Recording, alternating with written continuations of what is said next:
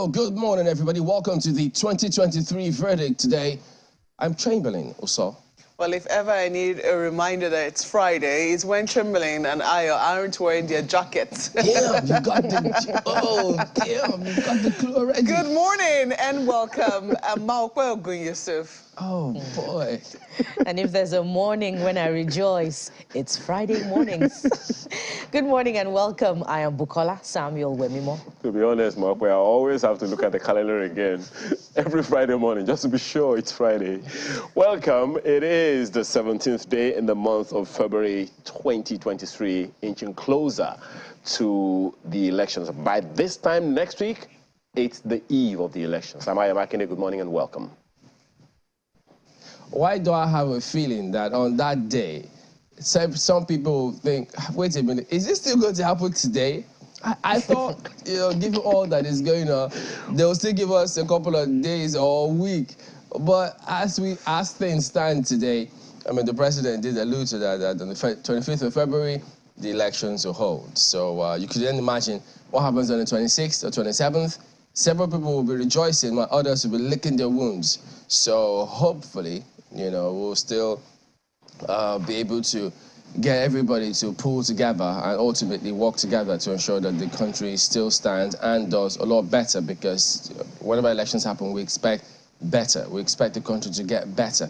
That usually is the case. But don't forget, yes, it's Friday, but you can always get across to us via any of our social media handles. As we always like to remind you, hashtag 2023 verdict. You could join the conversation on Twitter and social media, the email accounts, all the handles, all our handles, any one of those, we will be glad to hear from you. And speaking about how many days to that election, let's take a look at the countdown now. It's ticking, and in some cases, it may appear that it's ticking really fast.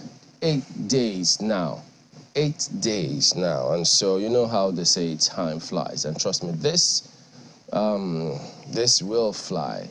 But yeah, activities are still going on within the political parties and their camps. They're working hard now to see, you know, but these last days of the campaign, is it just to fulfill all righteousness, or do they expect some people to switch allegiance in terms of who they will vote for? I'm just thinking. I don't know. Well, I don't know. I've never been involved in with political parties before, but I believe that political parties know their strategies. They would want to touch maybe 1 or 2 places more, or places where they thought they weren't convincing, or maybe perhaps places they got feedback from that wasn't too positive. Perhaps they might want to go back there and, you know, just make their mark once again. But I'll tell all those who are praying that this, you know, that it doesn't hold on 25th, to please perish the thought, you know. Oh, boy. Go and get ready for the 25th. By all means, go and identify your polling unit. If you want to buy food, go and buy food and put it in your house. You know, whatever it is that you intend to do, we're going to, by God's grace, we will hold this election on the 20th. And this countdown, you know, will be genuine. I mean, at least that's a prayer that I have. It's a personal prayer. We'll gladly go ahead and do it and get it over with. I'm just uncomfortable with the, you know, with the, I don't know, with all the other talk. And I really just want to keep my own space, the energy around my space for the 25th. So INEC, please, don't disappoint me. There are people, those of us who are rooting for you, you know, and continue to tell the people, INEC has said it will hold on the 25th. Forget whatever it is that has happened in the past. This 25th will stand. Or shall I say on 25th mandate we stand? I don't know. Well, I guess we'll be waiting to see what the African Democratic Congress will be saying today, because they intend to hold their, what they describe as the World Press Conference on the State of the Nation. That's a news today bit, so you need to look out for that. And of course, a lot has been going on in the polity. You get to see several reactions, and some of them may surprise you a little bit when we get to the dailies. But the Action Democratic Congress, of course, they're also participating in these elections, and so they will let you know what they've got up their chest. And also the National Assembly is going to be holding a plenary session. Record that they had gone on recess before now so that they can let their members go around and campaign. But it looks like they'll be calling a plenary session, perhaps in the light of what has happened, the president's speech yesterday. You might want to wait to see what the speech will be about, or what the plenary session will be about, but certainly will be something to look out for today as the National Assembly holds a plenary session. Well, whatever happens in Nigeria gets publicized one way or the other by the media, and of course broadcasting is a certain integral part of that. That's why part of which the reason is that the NBC will be presenting licenses to new broadcasting licensees today. Yes, we have an increased number of broadcasting organizations in Nigeria, radio and television. The head count I really don't know, but that we have an increasing number of broadcasting organizations, that is the case. And, you know, Lagos is the headquarters with quite a number of radio and television stations. But for these new broadcasting organizations, they have our best wishes, especially in a challenging environment. You know, the Broadcasting Organization of Nigeria had to wade into the suspension of licenses of certain broadcasting organizations sometime last year over, you know, the debt owed the National Broadcasting Commission. So they have our best wishes in this case, in, you know, this new participants in the business. We wish them all the best. We can't say that enough. Certainly. Well, from the last count, I think it was about last week that the president approved 67 new radio and TV stations. Where they all are, I guess we'll wait to see. That's not to even remonstrate the fact that there are licenses that are still out there in the wind. They haven't really been activated. There are those who are, some would say that some of those licenses are up for sale now in different parts of the country, even in Lagos. So I guess, you know, we just have to wait and see how they will operate in this market. Because already in Lagos, I think there are radio stations in Lagos. I don't have the count. They're inching closer to 100 in Lagos. Yeah. And same for all the cities around Lagos and all of that. And I don't know how many are there with you guys in Abuja. Chamberlain, Bakwe? Well, what do you know? But, all right, we'll see. But I'm going to just jump in and take a look at the dailies, pardon me for that one. And we'll start with Leadership Friday this morning. Naira swap policy. States vow to fight on against PMB's decision.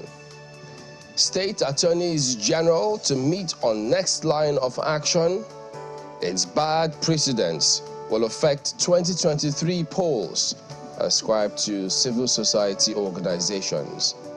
President can't be law unto himself, ascribed to lawyers. Atiku, Kwankwaso appeal for calm.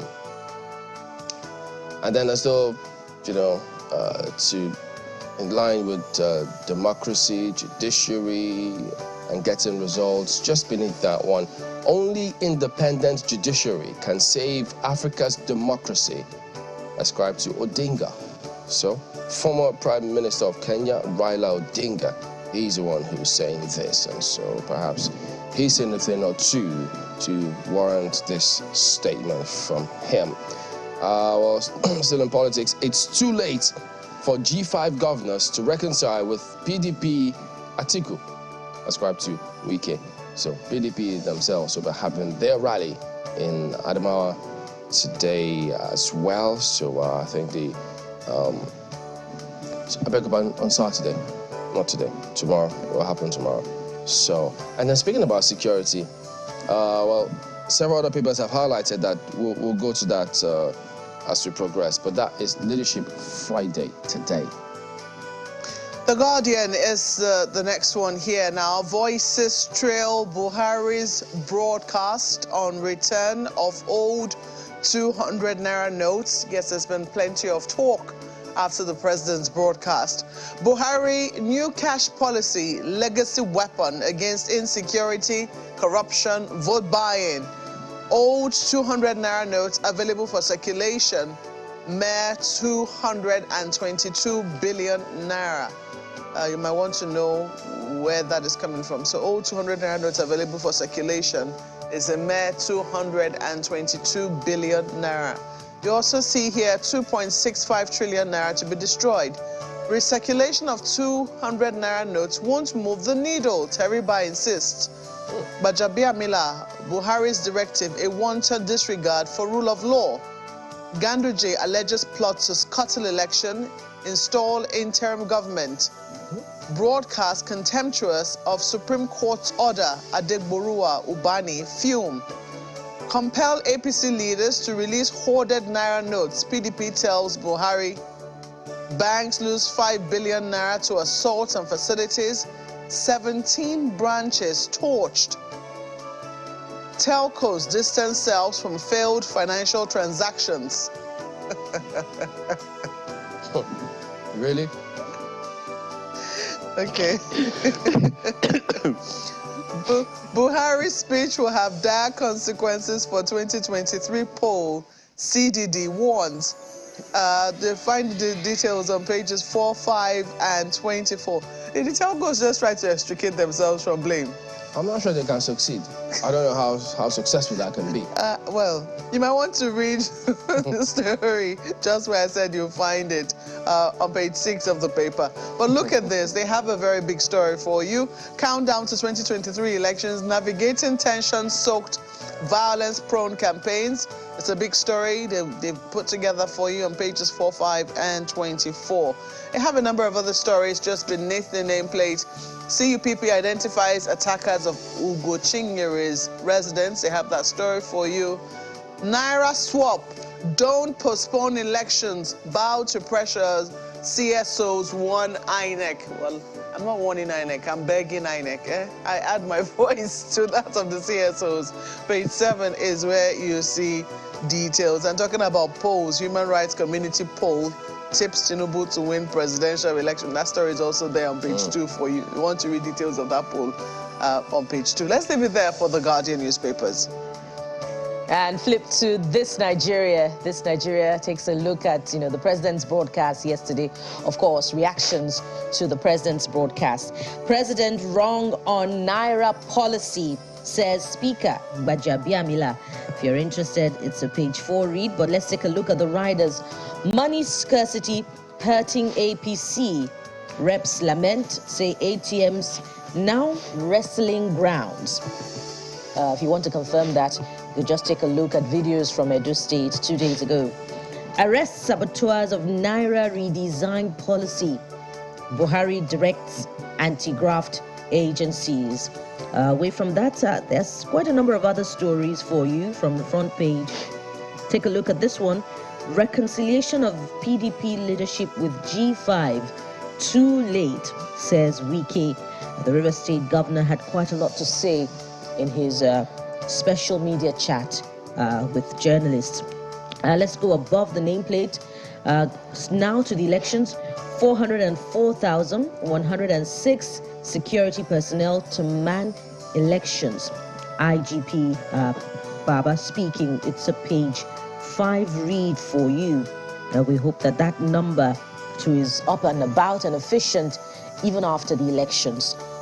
Human beings will remain, Nigerians will remain after the election. So prioritizing security during the elections is good, but it's even better, when life returns to normal. Let's go to the bottom strip to look at this one. APC rally, Tinubu pledges massive development for Oyo, visits Makinde. Nigeria worth saving. That's underneath that one. Our lead recovery. That's the LP's presidential candidate, Peter Obi. Well, I can't miss the picture on the front page of This Nigeria this morning.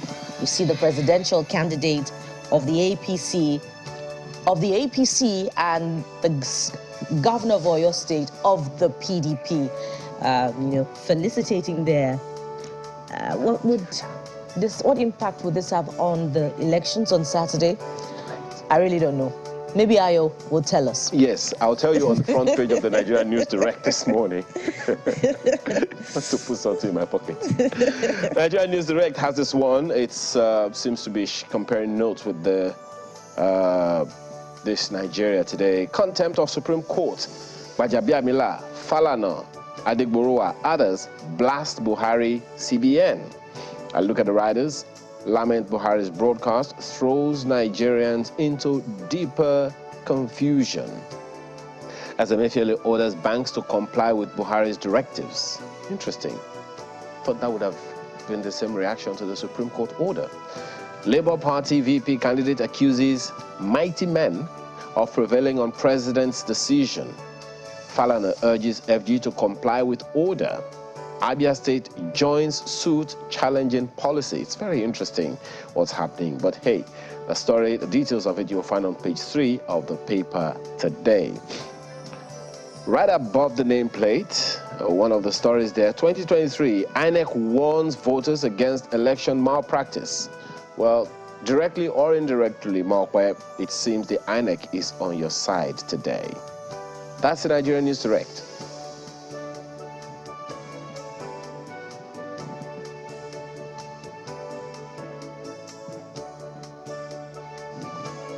INEC is not supposed to be partisan.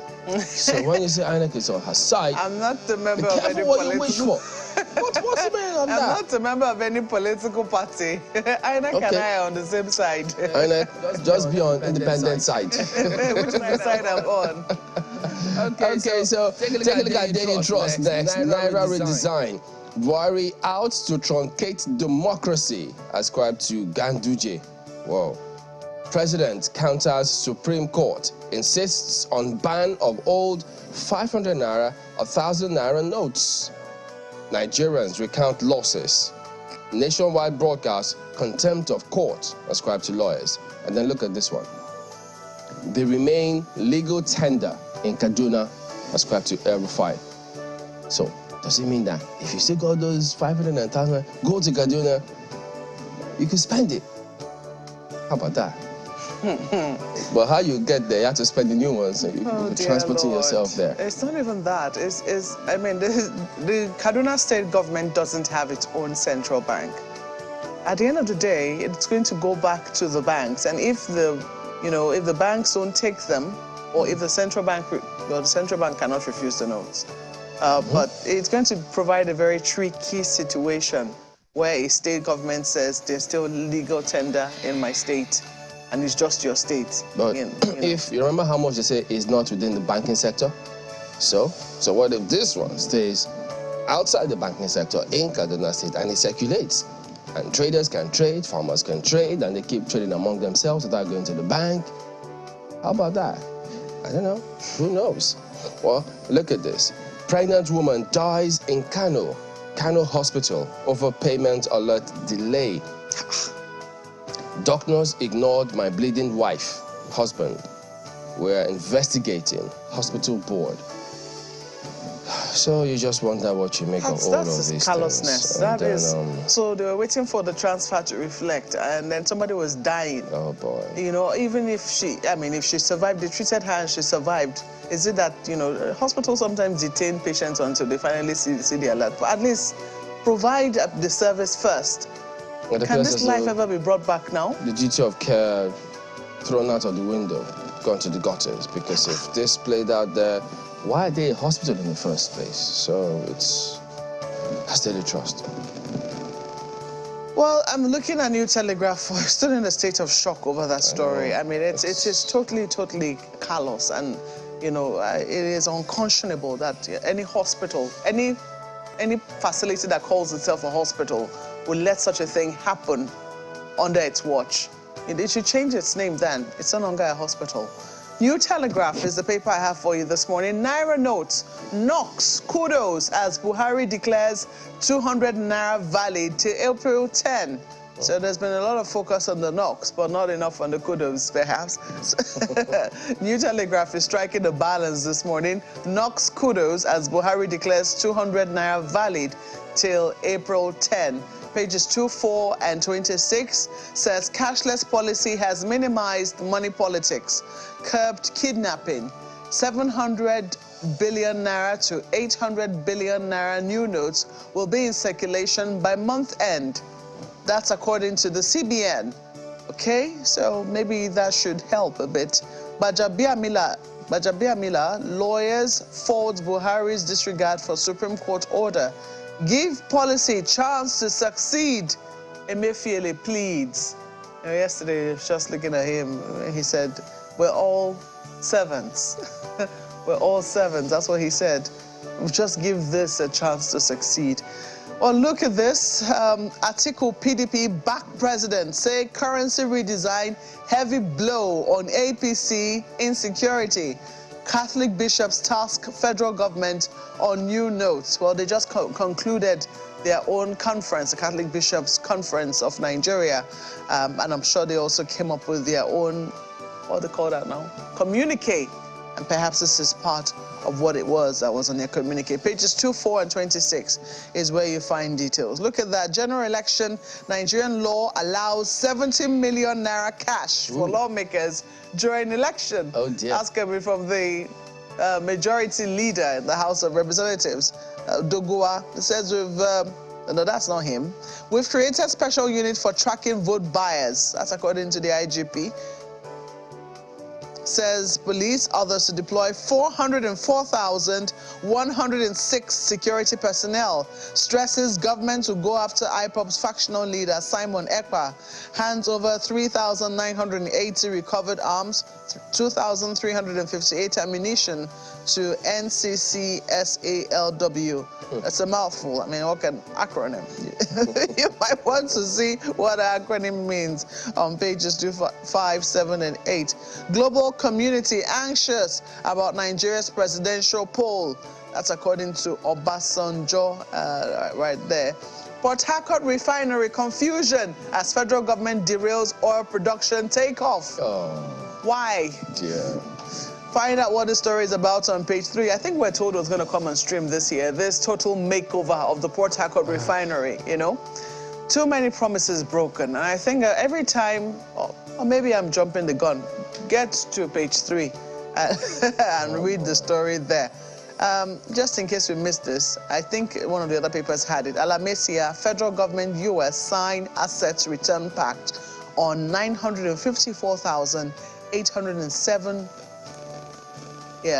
dollars looted funds. It's just slightly less than $1 million looted. You'll find details on page 6 of the paper. Let's see what happens if that would make a difference to the government of Bayelsa State. They're returning through the federal government, but that money rightfully belongs to the people of Bayelsa. I want to imagine that at least that should move them slightly up on the I'm looking for the word now, multi-poverty index that was recently released by the Nigerian Bureau of Statistics. So let us see what that will do for the people of the state. I want to believe that the state government will use it judiciously. We'll leave it there for New Telegraph. The Vanguard newspaper this morning is also looking at the same issue, albeit in a different way, wouldn't you say? Naira policy, get saboteurs arrested, tried. Buhari tells CBN. Isn't that an interesting angle to the story? Says Naira redesign has immensely minimized influence of money politics. Someone is wondering, just like Chamberlain said the other time, really? President, Emefiele, IGP, others meet in Aso Rock. Policy hurting APC. Reps lament. Say each rep needs 70 million naira cash to execute election. Notes ATM stations now wrestling grounds. CBN governor meets bank executives, direct them to make 200 naira notes available. Buhari flouted Supreme Court order. Bajabiamila, Falana, CSOs. All these stories you'll find on pages 4 and 8 of the paper this morning. And a number of other, right above the nameplate on the same Naira redesign, cash crunch may worsen forex shortage. That's ascribed to Fitch. The details you'll find on the inside pages. Cashless policy, Benway traders resort to trade by barter. It's getting closer. I mean, it lends credence to what Chamberlain said the other time, that what if Nigerians among themselves decided to spend the old note among themselves? You don't take it to the bank. I need a They'll be obeying the Supreme Court order, by the way. They'll be obeying the Supreme Court order. I have, Ghana must go. Bags of cash. You have a car to sell. I bring it to you. You collect it from me. And you want to buy something else? Maybe buy a land somewhere. You take it to the person who wants to buy the land. I don't know. Trade by barter. Wouldn't you say? Well, trade by barter. Way to go. But I don't know if that's also approved by the Benue state government, though, like some states are doing. And so many other stories on the front page. But look at this one. It's a little different, right under the nameplate. Right above the nameplate, beg your pardon. 57.36% make credit in English, maths as NECO releases 2022 results. Is that a yay or a nay? I guess it depends on who is looking at it. Several other stories, but let's take some parts of Mr. and Mrs. this morning. I'm going to leave you with a cliffhanger. Mrs. is cuddling with Mr. on the front page, and Mrs. is saying the Central Bank of Nigeria's policy on the new Naira notes is understandable, even with the hardship. But some men's problems are from their own CBN. Mr. says, CBN? Well, Mrs. analyzes or defines her CBN in the next one. Go get your copy of the Vanguard newspaper this morning. Chamberlain. No, I think also, in addition to all of that, the police, I know they said they came up with mechanisms to track vote buyers. Also, it would be good to track and arrest political thugs. Don't let them maim and kill people before the election day, and then they deploy several thousands or hundreds of people, police officers, on election day. They need to begin to be seen to making those arrests way before that time, and on that day as well. So that when people go for rallies or going about their normal duties, they don't have to be maimed before certain things happen. So I think that would be a good one if the authorities can go about their jobs that way. And now, the CBN has directed, that's the CBN governor, has directed that bank executives, after meeting with them, to make 200 Naira notes available. So maybe that might be how much commentary we may get from the CBN in terms of any further explanation or how to operationalize the directives of the president. Remember, he also did appeal to everyone out there. Let's give this a chance to make it work. What do you all think? We'd like to hear from you on that one. 200 Naira notes. It'll be interesting to see. You know, one of the problems we normally have is that it's very difficult to come by change. You know, Nigerians are so used to carrying about 1,500 Naira notes, and oftentimes when you now need to do small transactions, you now find that, you know, change is very difficult to come by. So who knows? Maybe this 200 Naira flooding the economy might make a difference. I wouldn't mind just getting a pack of, you know, 20,000 Naira, and, you know, 200 Naira notes. Well, you spend the money slower somehow. In my own opinion. But you have to be patient out there in case you don't have change when you give them your 200 Naira. So you know that everybody's going through this crunch. All right, so we're back in just a moment. Stay with us.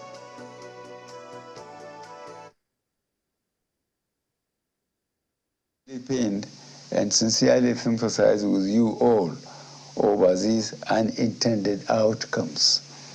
To stem this tide, I have directed the CBN to deploy all legitimate resources and legal means to ensure that our citizens are adequately educated on the policy.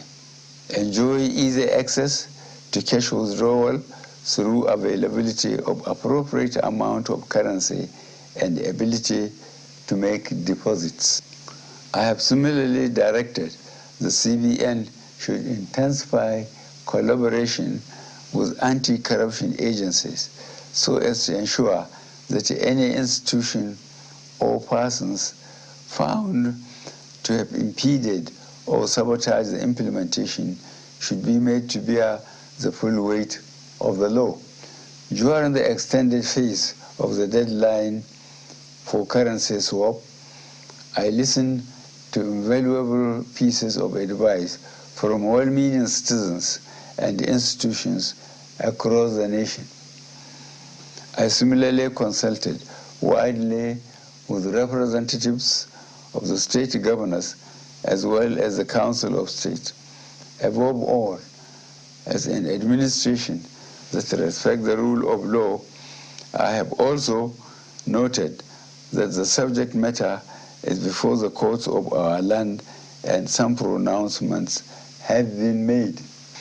To further ease the supply pressures, particularly to our citizens, I have given approval to the CBN that the old 200 Naira banknotes be released back into circulation, and that it should also be allowed to circulate as legal tender with the new 200 Naira, 500 Naira, and 1,000 Naira banknotes for 60 days from February 10th, 2023 to April 10th, 2023, when the old 200 Naira note ceases to be legal tender. In line with Section 20, subsection 3 of the CBN Act 2007, all existing old 1,000 Naira and 500 Naira notes remain redeemable at CBN and designated points.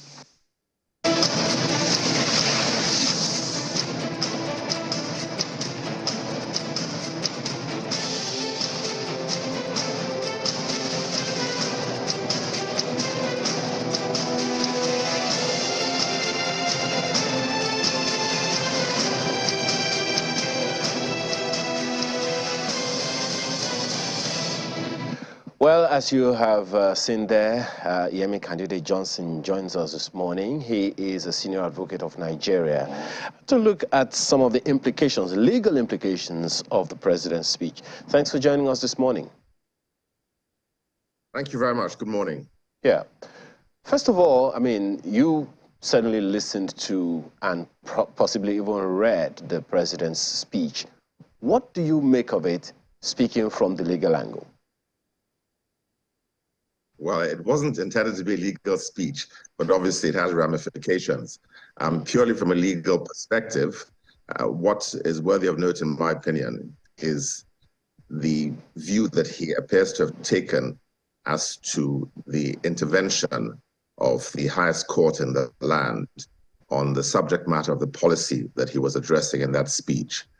He said that he had received opinions and consultations from a number of well-meaning Nigerians, and that as a government that respects the rule of law, he had taken note of certain pronouncements by some courts.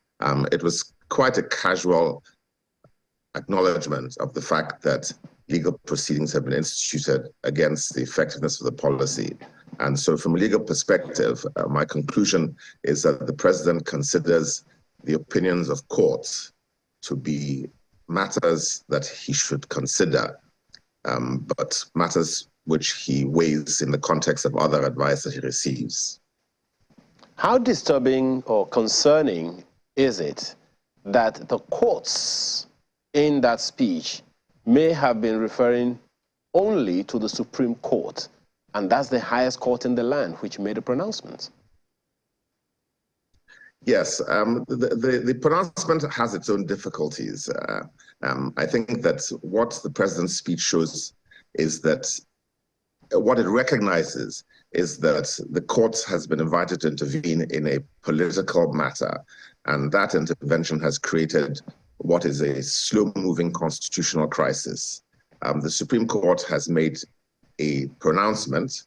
The legal effectiveness of that is a matter for the courts to decide, since under our Constitution, what the law is entrusted to the courts, and the effectiveness of a judicial decision depends on how it succeeds in affecting the politics or government or whatever it is directed to. So it leaves me with some confusion because the courts are not intended to operate in the political realm. In this case, they are. And we will discover very shortly whether our law has changed sufficiently to make the decision of the court in this political matter effective. Please educate on how this is how this strikes you as a political position, because it was the governors observing the unrest, the civil and social unrest, that the policy and the insistence of the CBN has produced that is making all of these happen. So as a result of the things that they've seen, the governors went to court and said, look, let this be done. And the Supreme Court made that pronouncement. So how, in your opinion, is that a political matter when the governors, knowing the unrest happening within their terrains, are the ones that went to court and said, let this unrest stop? And the Supreme Court made a pronouncement in that regard.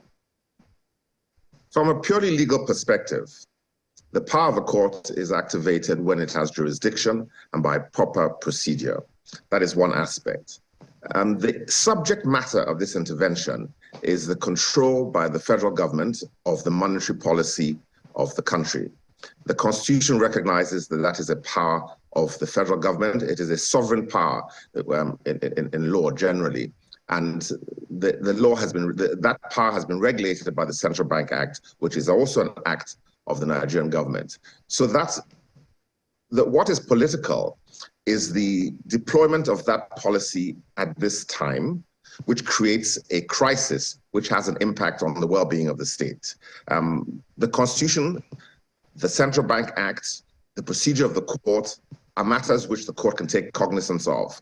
But I think any well-meaning observer would recognize that the implementation or the deployment of this policy, which is highly disruptive, which is damaging to the economy, history and the record of demonetization across the world teaches that it has limited effect on its principal object, which is to control the circulation of black money. But it is also clear from wherever it is operated across the world that it is severely disruptive in social and political terms. That is what we're seeing in Nigeria. That is the political issue which is confronting governors and which has caused them to go to the Supreme Court. The stability of the society, the stability of the state, which in many constitutional respects is the basic function of the law, is what has activated. So it's a political concern that this policy is damaging to the country across the board, damaging to the economy, damaging to the well-being and the life of people, damaging to the prospect of democratic change, which is imminent in this country. That is what has activated the governors to go to the Supreme Court. But a separate legal question is whether the Supreme Court has jurisdiction, whether the procedure is proper, whether the decision it gives will be effective. So there are two separate questions. The court has been brought to resolve a political question, which is not what by its natural design it should do.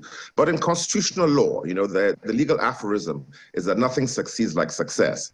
So if the Supreme Court is able to make an effective order, and that is a matter that will be resolved also in the political terrain, whether this order the Supreme Court makes is effective is a political matter. And if it works, then the Constitution would have changed to recognize that in a wider area of political life, the Supreme Court can intervene legally. Good morning, Mr. Candidate Johnson. And you know, when the matter was first brought before the Supreme Court, this was part of the debate, you know, the matter of jurisdiction. So are you saying, yes, by extension that, you know, following the ruling that it gave, it has no, you know, powers for this to be obeyed because it has no jurisdiction? Well, you know, that's a difficult question to pronounce upon emphatically. If the Supreme Court says it has jurisdiction, which is a fundamental question, there is no other court that can dispute that finding. Another legal aphorism is that the law is what the courts say it is. In this area of constitutional law, we are effectively reconstituting our constitution by the acts of the court. So I wouldn't be so emphatic as to say the court had no jurisdiction. We know what the letter of the law of the Constitution says. It says that in a dispute between the states and the federal government, that the Supreme Court has original jurisdiction. That jurisdiction has been ostensibly invoked. It doesn't matter what I think. What matters is what the Supreme Court says, because there is no appeal from the Supreme Court. If the Supreme Court says that it has jurisdiction to determine this question, then that is the law. And this is why I say we're in a reconstitutional stage. If the courts say that this is the power that they have, then that power, the effectiveness of that power is what is going to prove its success. Again, another aphorism in constitutional law, nothing succeeds like success. So we will have to know in the next few days whether that decision, even though it's a temporary decision, that decision, is it effective? And the effectiveness of a legal decision, especially in the constitutional matter, is a political issue. So is this... If it succeeds, that is the law. So is this point one which the Attorney General may be arguing in a court of law or at the Supreme Court when it presents its own argument? Because following that presentation of this matter at the initial stage at the Supreme Court, the Attorney General countered it, with its own suit. So will this be one of the points that the Attorney General will be arguing? Sure. If the Attorney General wishes to oppose this ruling, then one of the most powerful arguments he can make is that the court has exceeded its jurisdiction. Now, of course, jurisdiction depends on the subject matter, on the parties, on the territory, but every court has a jurisdiction to preserve the status quo, the subject matter of a dispute, until it has the chance to review that subject matter carefully. That's what the Supreme Court has done. So the Supreme Court hasn't really invoked a jurisdiction in the substantive question. It has merely invoked its protective jurisdiction to preserve the status quo until it can decide the question. But if the Attorney General came back to the court and said, justices, you do not have the jurisdiction to determine the subject matter, the procedure is improper, then the court has a choice. The court has a choice both legally and politically, because make no mistake, the Supreme Court is a court that can and will intervene politically in a question that is put before it. The court will have a chance to decide whether its power to decide disputes between states extends to the question that has been posed in this case, which is whether the monetary policy and the currency policy of the federal government, which may have disastrous economic, social consequences, is sufficiently important a question for them to assert jurisdiction. If they assert jurisdiction, that is the law. Well, I wonder where that will head to, because the Supreme Court is the highest court of the land. But let's go to the predominant legal views expressed following the president's speech yesterday, which is the president was wrong to refuse to obey the Supreme Court order, to obey it partially. If we consider Section 287 of the Constitution, does the president have the powers to override the Supreme Court? When you pose the question so clinically, the simple answer must be that our Constitution does not give the president power to override the Supreme Court. However, I said earlier on that the effectiveness of a decision depends on how it is manifest in context. There's so many legal aphorisms which any lawyer, especially a constitutional lawyer, would refer to in this situation. I said earlier that nothing succeeds like success. That is one that is quite important. But then another important aphorism is that the interest of the state, the safety of the state, and the safety of the people is the supreme law. So in any context, anybody to whom an order is directed, and this order is not directed at the president, and it's not directed at the Central Bank of Nigeria, but they know about the order, and they know that steps and actions they may take may impinge upon the intention of the Supreme Court in giving this order. Well, they will have to consider it. And the president himself, being a constitutional functionary, will have to make a political and legal judgment as to whether his overwhelming responsibility to the safety of the state requires or compels him to deal with this order in one way or the other. It's a judgment that must be made, I'm afraid, well above my own level. But the president has a responsibility for the state, for the security of the state, for the political well-being of the state. And when he's confronted with a decision which may have an impact on that, he must consider it very carefully. That's what I would say. Well, in considering all the views, but particularly yours carefully now, is the president in contempt of court? And if he is, what instruments of the law can be triggered to make him accountable or call him to order, so to speak? Contempt is a difficult and complicated area of legal process. Saying someone is in contempt is not the end of the matter. Even if you could invoke the legal processes, the president would be entitled to a whole number of presumptions as to his innocence, a whole number of presumptions as to the effectiveness of the order. What does the order mean? Was the order given in a temporary way? Was it given to be effective? The fact that the court has no jurisdiction, or that is being argued, decided. These are many questions that the president himself would have to consider it. But you asked a simple question, is the president in contempt?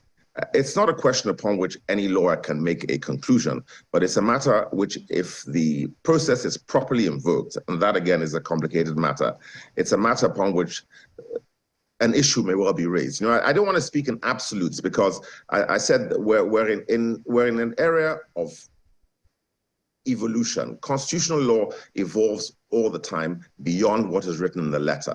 Ultimately, if the courts say the president is in contempt, then he's in contempt. But then the law also says that courts don't act in vain. And the question is going to be whether the Supreme Court has the power to make an effective pronouncement against the president, which defends its jurisdiction by the contempt process. So, as a legal counsel, what would you be advising the people to do at this time? Go by the way of the Supreme Court's ruling, which insists that the 1,000 Naira, 500 Naira and 200 Naira notes remain legal tender until the court reconvenes on the 22nd of February, or obey the president's order, to use the 200 Naira notes as legal tender, while the 1,000 Naira and 500 Naira notes cease to be legal tenders? Well, it's a practical matter also. What is money? What is currency? You say the central bank controls currency and monetary policy. The president makes a pronouncement. The Supreme Court makes a pronouncement. But the effectiveness of either of those pronouncements depend on the market. Money is a store of value. It's a means of exchange. If I accept the old 1,000 Naira, it doesn't matter whether anybody calls it legal tender or not. What matters is whether it will survive in the market as an instrument of exchange between individuals.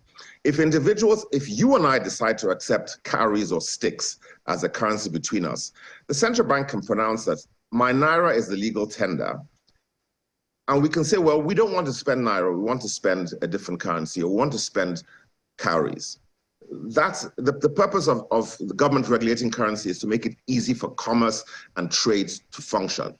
If the market accepts a different medium of exchange, that medium of exchange is effective. So the power to guarantee the success or the survival of any currency, the old or the new, depends on whether people will accept it. If people don't accept the new currency, it's not effective, whatever the central bank says. It is only successful because people rely on the guarantee of the central bank and the government to give them the value that has been put in the numerals in that currency. So what would I advise people? This is such an uncertain state. We don't know what will happen with the elections. We don't know what will happen as to whether this currency will survive hereafter. All I can say is that the market will decide whether it will accept, whether it trusts in the decision of the president, whether it trusts in the decision of the Supreme Court, or whether it trusts in the pronouncement of several governors that that currency remains the legitimate instrument of exchange. And to that is where the next question that I will be drawing. When the Kaduna State governor, for instance, and I think a number of other states may be going in that direction, are saying that the old notes remain legal tender within their spheres of influence. What do you make of that? Is that something of concern to the legal practice, to the laws in whatever way, manner, shape, or form, particularly when the governor says, look, any institution that does not accept it could be prosecuted? We already saw that happen, and action taken by the Kano State government. International law recognizes that currency is a power of a sovereign. If a subnational government indicates that it can make a pronouncement as to the effectiveness of currency within its territory, it is a major constitutional dislocation, because for the Kaduna State government to say that it will recognize a different currency from that which the federal government has pronounced in its own territory is a challenge to the authority of the federal government to make monetary policy and policy on the currency. Now, it may be effective. Again, I say we're in not only the constitutional questions raised have put us in a reconstitutional state, because it may be that in those territories, the governors are able to effectively guarantee that that currency continues to operate and to have value. That is a challenge to the authority of the federal government, and it is going to change our constitution. So international law, the effectiveness of the movement of currency are questions which are being challenged right now with what is going on. So constitutional lawyers recognize that we have a crisis beyond the question of today's election and the question of the simple questions of whether there's contempt, whether there's jurisdiction. What is going on behind the headlines is a reorganization of our constitutional understanding. All right, so how do we approach this comment that is credited to the governor of Kaduna State, where he says they remain legal tender in Kaduna State? Well, that pronouncement, if it is effective, amounts to the abrogation of the power of the federal government to regulate currency in that state. But what if they rely on the proceedings in court, saying, well, as far as the court says, we are in the clear here, we're not violating the law? No. They can say what they like. I mean, and even the federal government can use, whether the federal government likes what's gone on, approves what's gone on in the Supreme Court or not, it can rely on it as an alibi for standing down, for stepping aside. You respond to legal and political events by making a judgment as to how you should deal with them. How that judgment comes to the public affects the public's perception of what the law and the Constitution is thereafter.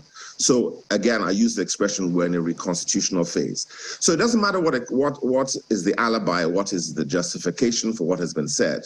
The practical effect of it would be that the power which has been assumed in our constitutional arrangements to control currency, which is put in the federal government and one of its agencies, if a subnational government can subvert that, then the question of currency will no longer be an exclusive preserve of the federal government. So it's a dangerous territory even for the federal government.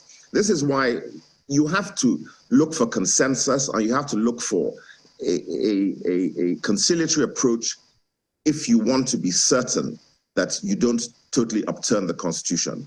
Upturning fundamental aspects of the Constitution is a short road to revolution. And revolution itself is a legal event because it means that instrumentalities of the state may be upturned. So somebody has to think very carefully as to where this sort of thing should go. In any crisis, there will be those who make loud voices and make loud noises. But in every crisis, any responsible government, any responsible society must have people quietly thinking about the long-term consequences of events that are unfolding. Thoughtful people cannot escape the responsibility of reflecting, where is this going to lead? If this proceeds, and somebody at some stage, and I hope that there will be wise heads behind every aspect of this dispute, you cannot, I think that the great danger is that the central bank governor, assuming that he has authority to act as he has done, has set in motion a process at a very critical and dangerous point of our national life, which could have consequences that are disastrous for the stability and for the future of our democratic government.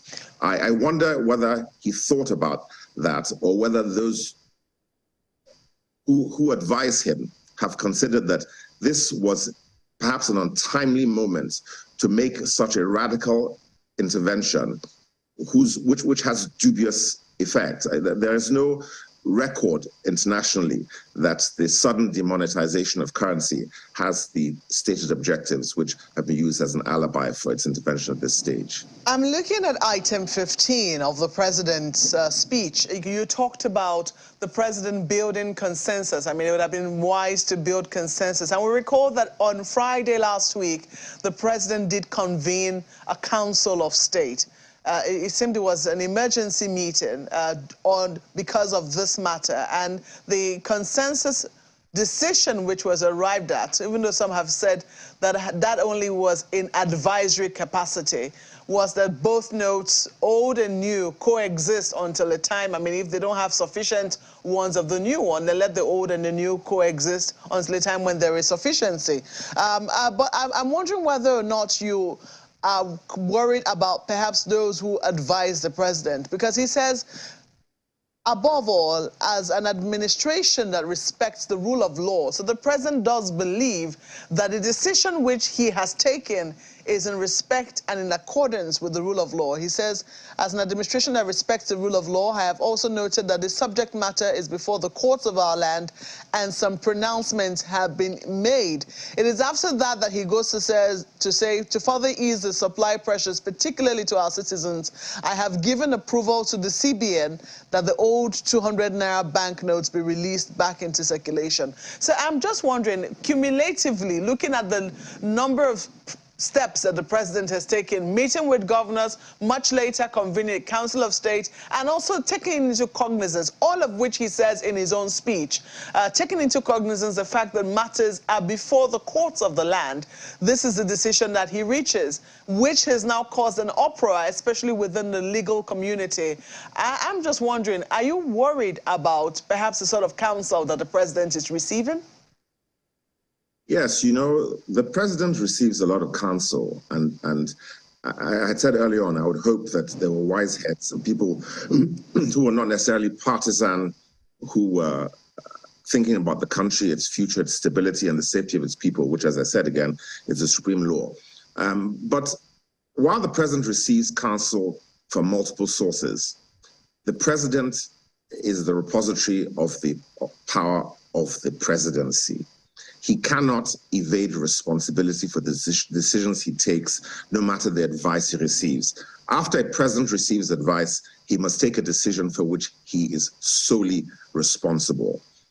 So I am worried that some of the advice being received may not be sufficiently far-sighted or reflective of the potential danger that abounds. But you referred to the 15th paragraph of his speech, and I took note of that myself.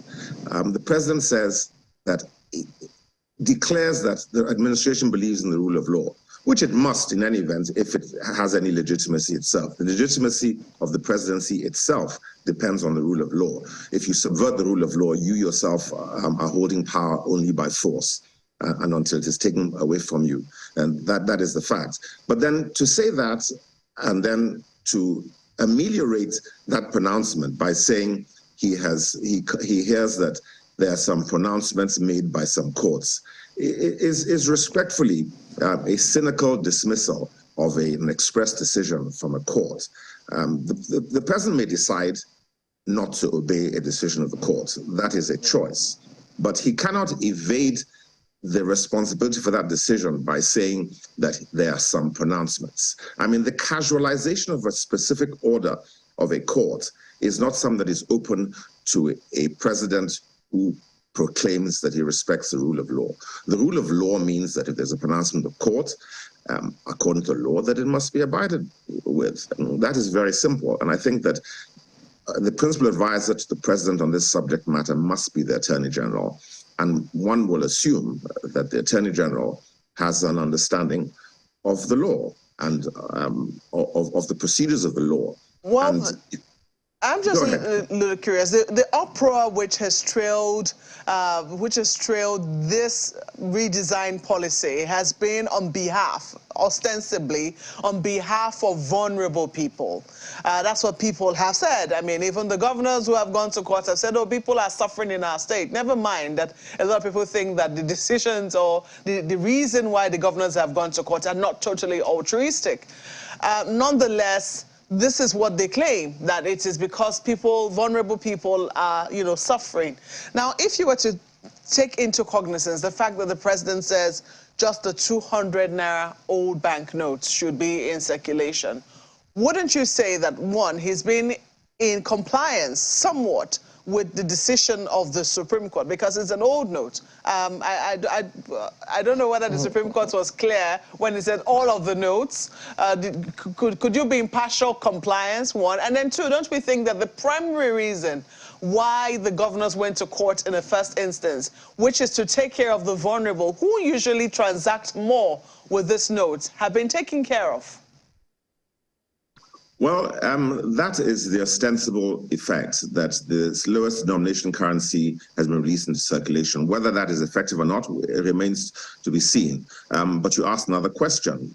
Can you pick and choose which aspect of a policy, of which aspect of a pronouncement to comply with. I don't think you can. I don't think that the president can interpret for himself the decision of the court and choose how he'll make it effective. Ultimately, the court must decide whether he's right or wrong. You asked, again, a question as to whether the Supreme Court was clear in what it said. That's a matter that will come before the Supreme Court itself. But the president cannot decide. He is not a body to review the decisions of the court and determine what it means. He will make a judgment.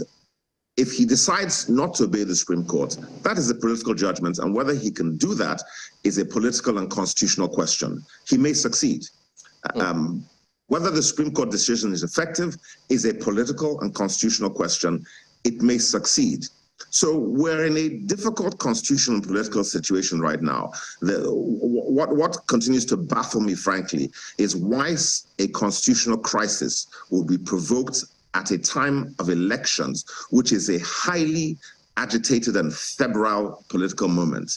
I cannot see any obvious reason why this would be the particular time. And talking about the suffering of the people, the record of demonetization across the world, in India, in Myanmar, and all these countries, proves that black money, as it's described, is not mostly retained in cash. Most people who have illicit funds keep it in property, in gold, in diamonds, etc. And the people who suffer most of all from sudden demonetization of currency is poor people. And these are the poor people who transact.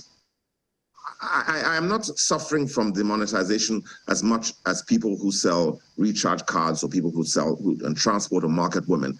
So a political event has been provoked for reasons that are not necessarily clear, but with the direct consequence that the poorest and most vulnerable people will suffer. And their suffering is going to create unrest and instability at a time when unrest and instability should be is a danger that any government should want to avert. So that, again, may be the basis for the jurisdiction of the Supreme Court. If the interests and the stability of the state and the interests of the people is the supreme law, then it is supreme to the Constitution. And if the courts say we will intervene on a matter like this, that will be an effective exercise of their power. All right, then, Mr. Yemi Candida Johnson, Senior Advocate of Nigeria, thank you very much indeed for your time today. It's a pleasure. Thank you very much.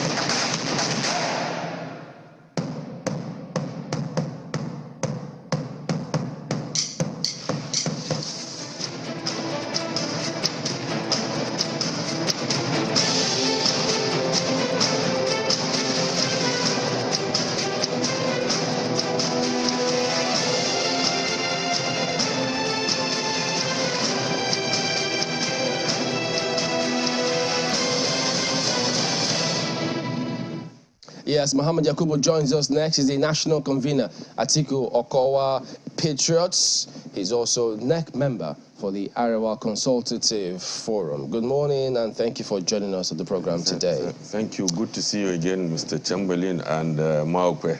Thank you. And good morning, Nigerians. Thank you. Now, about this policy, it's different strokes for different folks. What do you think of what's going on?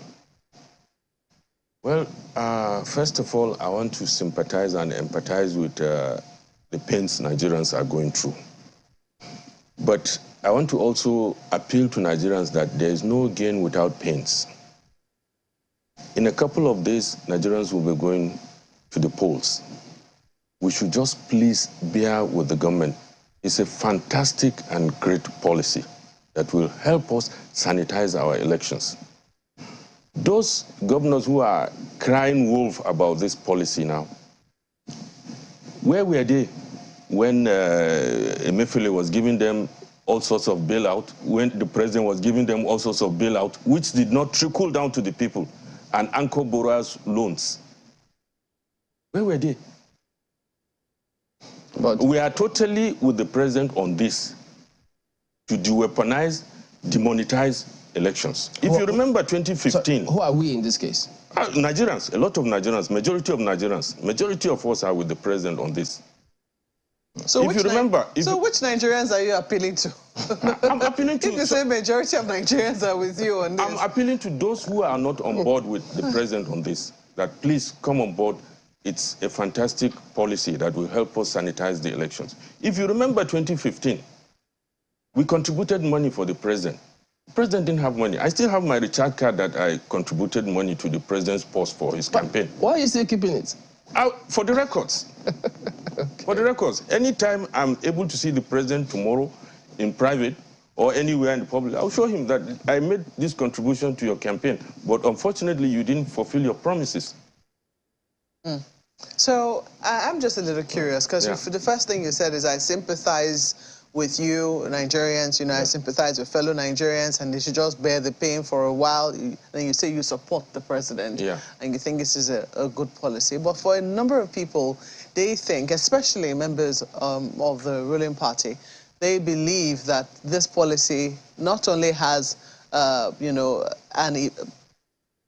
could have a negative effect on their chances at the polls. Because when you inflict or when you bring such a policy at a time when people are about to vote, usually you don't bring painful policies at the time of elections. Is that what political parties do? Or is that what governments do? When Nigerians were going through pains of fuel, no light, when ASU was on strike for 8 months, where were these governors? Where were the ruling party? Did they speak out? Why didn't they take the president to the court at that time? I asked a different question. That's what I'm giving you an answer to it. The question I'm asking you is, I mean, you have admitted that this policy is affecting people. Exactly. And it is a painful policy. I mean, because it goes right at the heart of even the things that they would have used to buy these other commodities, which is the money that they would use. So if that is the situation, I mean, for a number of people, the first question, the basic question to ask is, do you bring a policy that inflicts pains on people, you know, a few months or even days to an election? It's not deliberate by the president to inflict pains on Nigerians. Don't forget that in the last 3 months, right from October, the president gave notice. Where were these governors? Why didn't they come out to challenge the president at that time? I'm not saying that the policy is perfect. There are some hiccups. If I were to advise the CBN, all the CBN need to do at that time was that they should have printed more of the lower denominations, 50 Naira coins and 100 Naira. Then you can withdraw the 500s and the 1,000. Isn't that the bone of contention? Isn't that where the people are feeling the pains? That's what I'm telling you. Is the pains not about the fact that the money itself is scarce? That's what I'm telling you. If the coins were available and the 50 Naira and the 100 Nairas were available, we won't be where we are now. So there's a hiccup in the implementation, there's no doubt about that. But what I'm telling you is that there is no pains that will not come with some gains. What do people tell you? Okay, we hear you. We will sympathize or give it a chance to work. But, Mr. President and people in government, just obey the court order. Don't violate the court order, which they say now is different lawyers say, he's going against the court order by saying, I have approved that 200 Naira be in circulation contrary to the proceedings going on in court. Let me tell you, the courts don't have security report at the disposal of Mr. President. Do they have to? They have to. What the president should have done was to call the CJ and share some of these security reports with him that, look, I have this number of politicians who have stashed money to buy votes. So I would want your understanding and your consideration when this case come up. Why are they shouting? Is it not APC? Is the president not the leader of the APC? Is he not an APC member? Why are other parties, 17 other political parties, why are they not shouting wolf? But you are not a member of the APC. I'm not a member of the... That's what I'm telling you. So that now, why are they shouting? If there is no fire on the mountain, why are they shouting? Yeah, but those who are crying? members of the APC, who Yes. are inside, who perhaps have more details than those who are not members of the APC because they have the privilege of sitting with the president at their party meetings. Some of them are already saying the president is out to truncate democracy. They're already saying it is legal tender in their own states. So that means they have something or information. When the president was going around with these governors raising their hands against the people's wish that the people should vote for them, that time the president was not about to truncate democracy. It's now that he has their balls in his hands. That's why they are saying. How do we prove it? How do you prove it? That he has. How do we prove what you say? That's what they are saying now, that because they don't have enough money, they can't have access to enough money to buy votes. Has anybody said they don't have enough money to buy votes? That's what they are complaining. Didn't you hear the House of Reps member yesterday, leader of APC, Adodogwa? Yesterday he was saying on the either in one of your channels or NTA or AIT, I heard him saying that he needs 70 million constitutionally. No. I think what he's, yeah. He said the constitutionally law allows him 70 million. Not just him, those in that position for campaigns. Is he right or wrong? It's right. Do you need, if you are that popular, you don't need money to campaign. No, but Buhari 2015, he didn't have money. No, but he only cited the position of the law. No, look, come on. Didn't he? Come on, Chamberlain. We are in Nigeria, we know these things. What do we know? What do we know is that they needed this money to buy votes. You make it seem like as if it's only the ruling party that buy votes. They are the ones that are shouting I wolf. mean, yes, they could be the one shouting wolf, but Yes. you make it seem like as if it is only the APC that intends to buy votes or that has ever bought votes. Tell me other party that is... Because from the reports that we gather on the field is that all the parties are culpable in but this. some of them are more culpable than the other. So you agree that your party could have been culpable in the past? No, I don't agree. I don't agree to that. Did you see PDP's rally in Jigawa? Did you see it? Where would Atiku would have gotten that kind of money to buy those people that came there? I listened to the governor of Rivers State, and you know he has spoken out very loudly against the president's decision. In fact, he thinks that the decision of the CBN to redesign the Naira is heavily political, and he says it's bad advice. And he says, does the president or is it the CBN think that politicians will not have money to run elections? And he asked that question and he said, foul, that it is not possible that politicians will not have money if they have money. Why are you crying then? If you have money, why are you complaining? If you have the money to run your elections, there's no need for you to complain then. But who should then complain on behalf of the people? If the people do not have... They are not complaining on behalf of the people. If they are complaining on behalf of the people, when they came into power 2015, rice was 7,000. Fuel was 180. Fuel was 180 something. Dollars was about 200 and something. If they are complaining, if they are for the people, they would have taken the president up on this, that the people cannot afford to buy food now. So but it's not for the people. There are a number of, issues that we have seen come up, in the course of the 7 years of the APC, and there are legitimate questions to be asked as to how, how much of the activists we're seeing in our governors now came out then. But this is really... Well, I'm happy that this is coming from Just a moment. This is really strange. I mean... talking to a number of Nigerians, they say we've had all manner of hardships. But a situation where we use our own money to buy our own money, they have never heard of it. It is the strangest of the strange. Let me ask you one question, Maupe. All these fantastic policies APC is now preaching, their candidate is now preaching to Nigerians that they will do if they get power. Why didn't... The president is an APC member, and he's the leader of the party. All these policies they are now preaching to us as Nigerians, why didn't they give it to him to improve governance in Nigeria in the last 7 to 8 years? Why? But you can't say... There are two things. Wait a minute, Chamberlain. There are two things. Either they are deceiving Nigerians or they didn't want the president to succeed. Now, when the president was talking to them before primaries of the presidential primaries, he softly approached the governors. Please, allow me to nominate my successor. They didn't. They refused. The thing is this. Now he brought a policy that he thinks he wants to leave a legacy for Nigeria. The kind of election that brought him to power is that kind of election he wants to live. We have heard security agencies say when it has to do with insecurity, yes, and people question them, why are things going this way? They say, look, we do have intelligence, and we submit it to the highest quarters. So, but we still have the challenge we have. So that's why I'm saying, look, we don't know whether they execute them or not. So if they submit those security intelligence and advice, and whoever is at the head chooses to obey them or not, it's a different matter. Why didn't they come out where they are coming out now with some activism? Just building up to this. Yeah. When you now say, why didn't they give this to this? You can't, how can you say for sure that those things were not submitted and somebody did not act on them? Let me cite an example for you. When,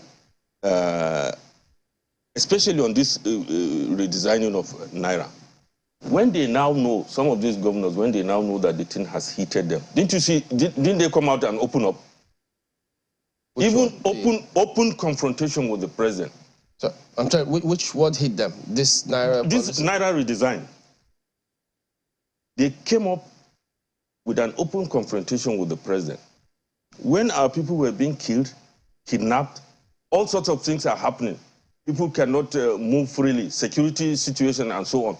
If they had done anything about it, why didn't they come out to say so? But will that really be fair? I mean, because, I mean, much as, yes, it is the governors whom we have seen lead this. Yeah. In the National Assembly, we saw how many meetings were, how many plenaries were dedicated to just talking about security. We saw even how many security meetings the president himself was holding with his security chiefs. We saw. So when you say that nothing was done about it, I mean, would that really be a fair statement to make? It's fair. If I was a member of the National Assembly at that time and nothing is being done, I resign. Because I failed in my duties. I would resign. Your duties to do what? To provide security? No, my duties to provide solution to the security. I'll resign. Why should I still be there? But I'll resign. And it will be on record that at so point in time, I gave so advice, I did so and so, and it was not heeded to. I resigned. Are you supporting this because you think that the policy will favor the PDP? No, I'm not supporting that. All along, if you remember, all along, I've been one of the critics of Buhari. The first 6 months he took over in 2015, I came to Lagos to had an interview with you on his ministers. And I told you that the North and some of us would be the first people to criticize him if he's going wrong. Most of us that supported him, that worked for him, we didn't do it because of what we will get. In the last 7 to 8 years, there was nothing that made me close to the president. All right, let's bring our colleagues in from Lagos. Well, thank you, Chamberlain. Well, Mr. Yakubu, natural question I would want to ask you first is, I mean, you know that there are protests all over the nation, well, in different parts of the country, about this policy of government, the scarcity of the Naira notes, to the extent that, as at this morning, the papers report that the banks have lost up to 5 billion Naira in property. So when you say many Nigerians or most Nigerians are on the side of government, I reiterate Malquest's question to you: which segment of Nigerians and how are they demonstrating their support when in the facts reveal that many people are protesting and do not have access to their own money?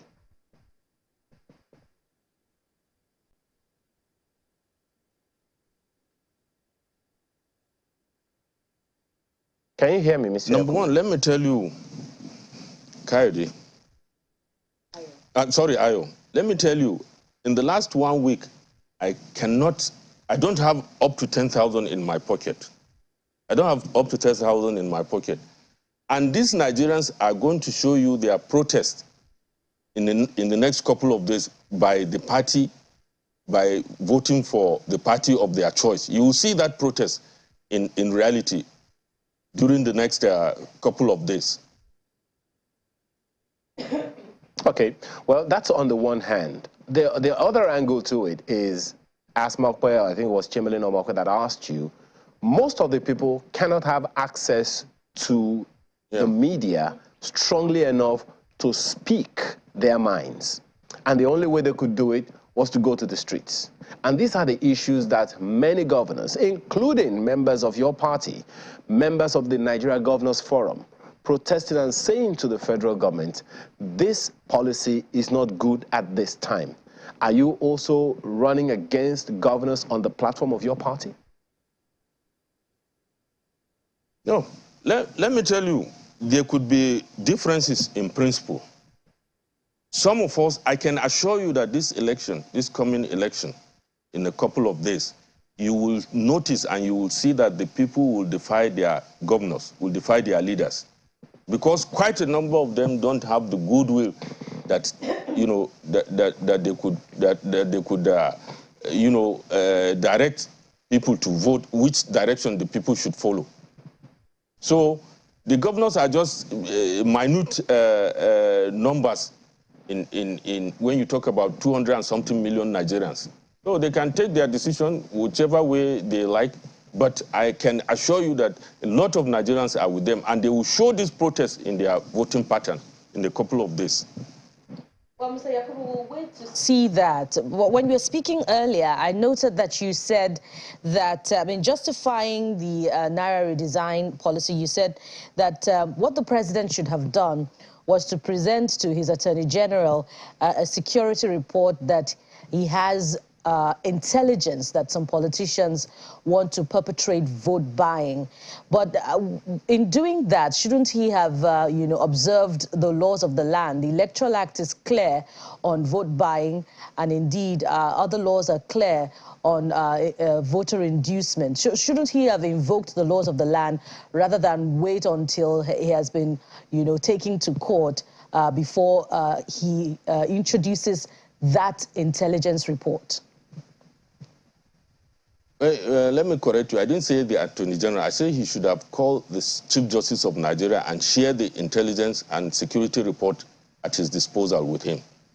Then, number two, there are certain decisions that the president has to take that might not be in the interest of the few. And these few are the very few people that are instigating, are precipitating this crisis and protest that you are seeing. So I don't think the president has broken any law. The president has, in his broadcast yesterday, he said he has approved the use of 200 Nairas. So it's only the 500 and the 1,000 that is the issue at stake now. And maybe in the next couple of days, the case is still in the Supreme Court. So the Supreme Court will decide it. But before then, I will expect the president to call the judiciary, maybe the CJN, and share some of this intelligence report with him, with them, so that they know few people are not above the law, and they cannot determine what happens to about 200 and something million Nigerians. So does that justify the difficulty being inflicted on Nigerians? Vote buying is a separate matter, don't you think, Mr. Yakubu?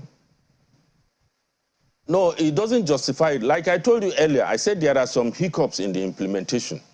There's nothing we can do about that. There's no pains, there's no gain that comes without some pains. I'm appealing to some of, I just told you that in the last 1 week, I couldn't access 10,000. As I'm sitting down with you, I don't have 1 kobo on me. It's some of the pains that we have to go through and to make our elections sanitized and credible. So that's the contradiction. We should help. Pardon me, that's a contradiction in your commentary that I'm trying to reconcile. In one breath, you say that you supported the president and you have documentation, at the time that he came to power of how you supported him, but then he failed on his promise. And then in another breath, you are commending the president for this policy. Why are you singling out this particular policy in your support for the president? And I have not, I'm singling out this policy in support of the president because it will help us sanitize our elections. It's going to make our election credible. It's going to demonetize our elections. That's why I'm supporting him. And I'm not saying I have documents to support my support for him in 2015. All I said is that I have a ticket that I bought in support of him that were publicized in 2015 for people to buy, you know, to support him financially. That's what I said. I didn't say I have documents to support, to show that I supported President Buhari in 2015. I said I have recharge cards that I bought to support him in 2015. I guess we'll wait, Mr. Yakubu, to see how the Nigerians, you say, are in support of this policy of government react to these comments that you've made. Yes. But for now, we have to thank you very much for being a part of our conversation today. Mohammed Yakubu is National Convener at Iko Patriots. He's also a member of the Executive Council of the Arewa Consultative Forum. Thank you again for your time today. Thank you very much. This issue is still on the burner, and we'll take another look at it when we return from this break. Stay with us.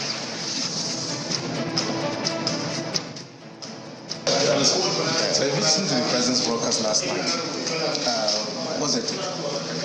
Well, the truth is this, you know, we are all servants. We are serving Nigerians. As far as I'm concerned, the Honorable Attorney General of the Federation has spoken on this matter, and the President has sealed the whole of the issues this morning in his broadcast. And I think I can only just appeal to Nigerians, let's allow this policy to work. This policy is one policy that goes to solve the problem of reducing corruption and illicit financial flows. This policy goes to resolve some of the problems in the economy. This problem also goes to reducing the level of insecurity in the country. So these three issues, which are the tripod of this administration's policy, are all embedded in this policy. We should just allow it to work. We keep saying this. There are some temporary pains, but I can assure Nigerians that the long-run benefit to Nigeria is overwhelming, and we should just give it a chance to work. The President has given his directives. I have met with about 15 banks this morning later, and we've given them directives about how they should make all the old 200 Naira notes available.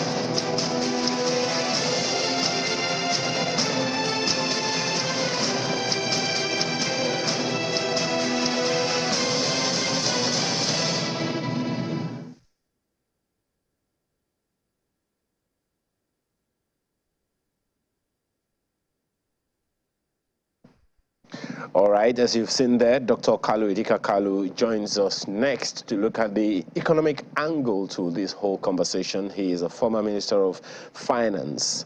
Thank you for joining us this morning, Dr. Kalu. Well, there are all kinds of angles to it, but it would seem like the most prominent is the economic angle. What do you make of all of the conversation and the uproar that has followed this policy of the federal government through the CBN? Well, thank you very much. I wouldn't say I followed all the arguments, but let me start preliminary to say a few things. First, this notion of policy, redesigning currency and introducing new ones, even coins. These are age-old routine things that every sovereign state does. So I think we make a mistake when we make it sound like this is a new policy. Now, this is simply one incident in a history of such policies in Nigeria as in other countries. So to say we support this policy as if it's a new policy. There's nothing new about this redesigning currency, introducing some or taking out others, changing, or just all these issues that have come up in this redesigning exercise. So it's not necessarily a new policy we say we support, we don't support. Number two, I think it's very clear for us to realize that when you talk about a policy, it presupposes that it's a program, and that program obviously can only be rated in line with the implementation of this policy. So you don't make a distinction between a pronouncement of a policy and how it's implemented. And this our penchant for always saying that we have great policies, it's just implementation, is just really neither here nor there. Unless the process of implementation is subsumed in a policy, there's no way we can judge the two separately. So I think that is for starters. Now, the third thing I should say is that, to my understanding, we are not really talking about issues of this jurisdiction, whether it is a duty of the central bank or that of the attorney general or that of the federal government, the president. The question of jurisdiction only came up when we started to see all kinds of problems with this program. We really should refer to it as a program. You see, it is the province of the central bank to advise the chief executive on their intentions based on the empirical work, based on the work they do. If we need to change the currency because of counterfeiting, we need to change the currency because a lot is being torn, or for other reasons. You know, the nation may want to honor new, you can say, heroes by changing the currency to reflect those heroes in the currency. So there are all kinds of things for changing the currency. Now, to look at the currency as something that will stop corruption, and I listened to a bit of your discussion, that is very unorthodox for all kinds of reasons. At least as somebody observed just recently, there are already laws in the books, laws and regulations to do that. And of course, the government can always introduce new laws, new ways of implementing those regulations to make sure that they do the work of curbing corruption, whether it's vote buying or whether it's kidnapping and things of this sort. So it's rather strange that we brought in all kinds of reasons for this particular exercise that we are now undertaking. Now, it seems to me, again, that it should be obvious that what we are dealing with is huge logistical mistakes that have been made. It is the role of the central bank and the mint working together, and of course, there's nothing wrong with the Ministry of Finance being taken on board here, and of course, the presidency.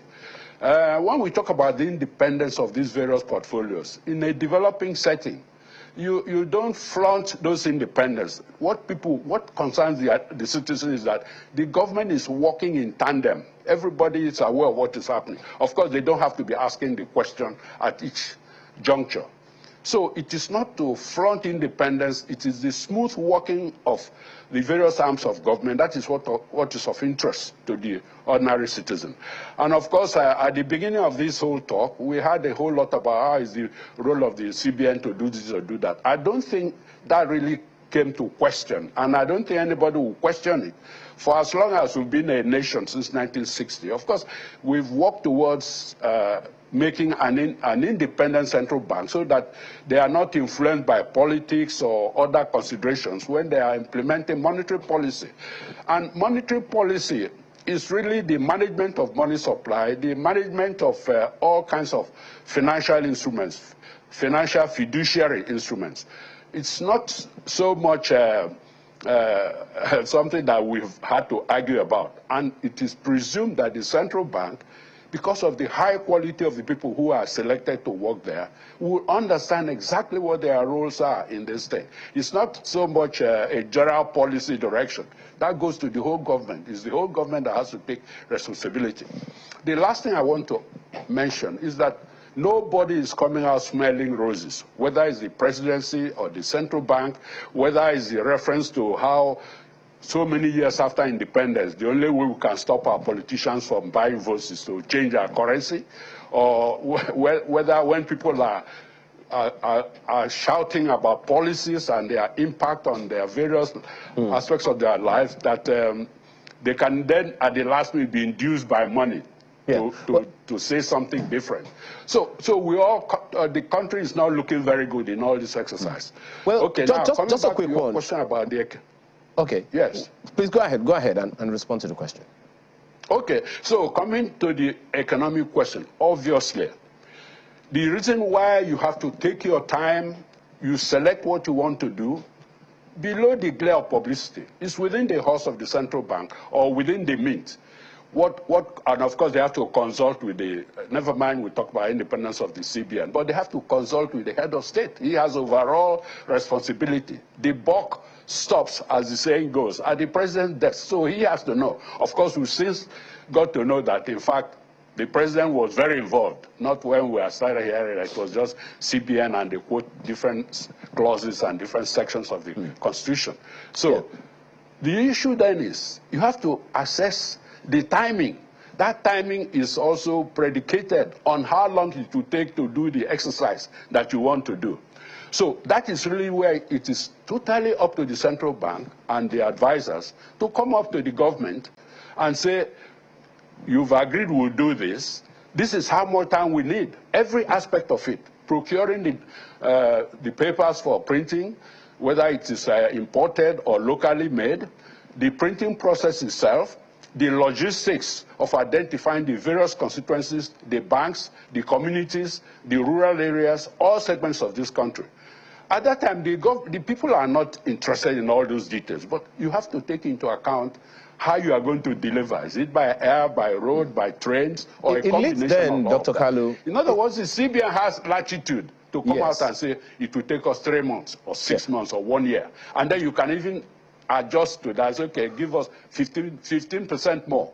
So by the time the public begins to know about it, the people who are going to deliver already know precisely the logistics involved. So which leads to the question that you asked earlier, an issue you raised earlier about the Ministry of Finance being on board. Whether or not that is the case, I guess we will have to wait to see, or follow the news to know. But in an ideal situation, when you began by saying that this is not a new policy, it's something that sovereign states do all the time, and of course that is the correct thing. However, in an ideal situation, what should be the process? For instance, the NSPMC says, on a normal basis, this is a conversation that the Central Bank of Nigeria should have started with them from the very beginning from 1 year ahead. But I'm not sure whether or not that was the case in this particular instance. In an ideal situation, what agencies of government should have been on board on this? And how long, ideally, should it take for this process to be as seamless as it should have been? Well, the presidency and the governor of the central bank, between them and all in between, advisors, the printers, and of course they should have a sense of distribution, the pattern of distribution of such materials. These are security materials, These are not things you just put on a motorway or any bus. So it is for the government to determine all those that need to be sounded to make sure that they are all on board, that the logistics will all be in place. That is what the whole essence of planning is all about. So any individual like me, I cannot just come here and read out 5 agencies. It is for them to find out all those that will be involved in the process of delivering the note to the public. In fact, that's where it should stop, to the public. They have to assess these things. Well, people cannot be right on all scores, but with the sort of thing we have seen, the whole world must be marveling. I mean, Nigerians probably don't have time to think about it. The whole world must be marveling whether this is currency change or is there something else that is happening on in this major country. This is a country that's, we're 7th in population, and certainly in Africa we are #1 in GDP and the rest of it. So people must be marveling. What is going on in this country? So all those who are responsible for delivering to the client, it is their business, it is their responsibility to find out from the onset just how long it will take, depending on how many currencies they are. Are they changing 3? Are we changing the whole work? Whole works? Are we even going to, somebody will talk about coins and so on and so forth. Whatever is involved, the logistics have to be very carefully put together. It is very apparent that we did not do that. And well, we can't keep talking about that. The issue now is how do we move ahead? So I think the logistics are really the problem, not a question of jurisdiction. Before we it talk is about a lot of sophistry for us to be debating whether it's CBN or the government or the Supreme Court and so on. These were not really the original issues. The issues were how come these currencies were not available when people started showing up at the banks at the time they were supposed to be able to change their currencies. You know, yes, so Dr. that Kalu. is the crux of the matter. Good morning, sir. Yes.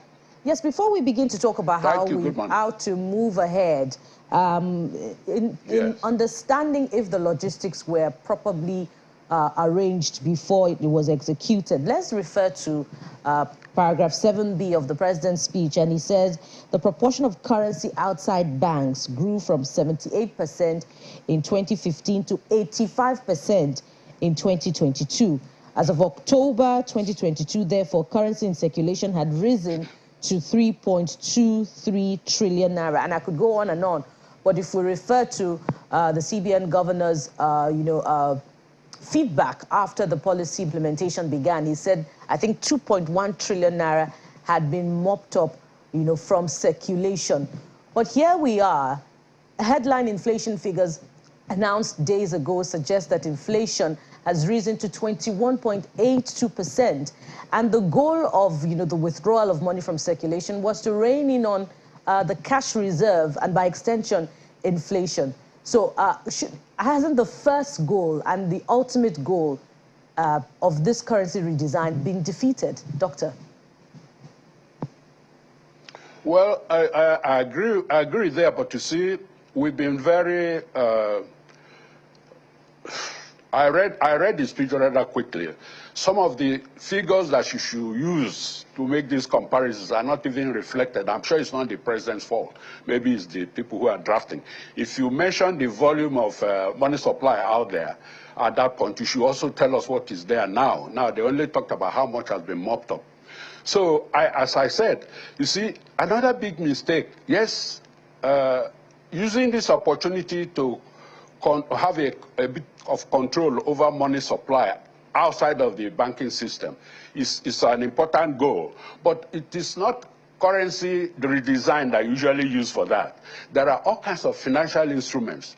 Like you mentioned about cash reserve ratios, liquidity ratios, and so on and so forth. And of course, everybody knows about the use of interest rates, deposit rates. These are things that a client, whether an individual or a business, will look at to realize the cost to them of not putting as much money in the bank to earn interest as possible. So the central bank itself should have realized, and I'm sure they did, how this whole thing was going on, how much more money was now getting out of the system.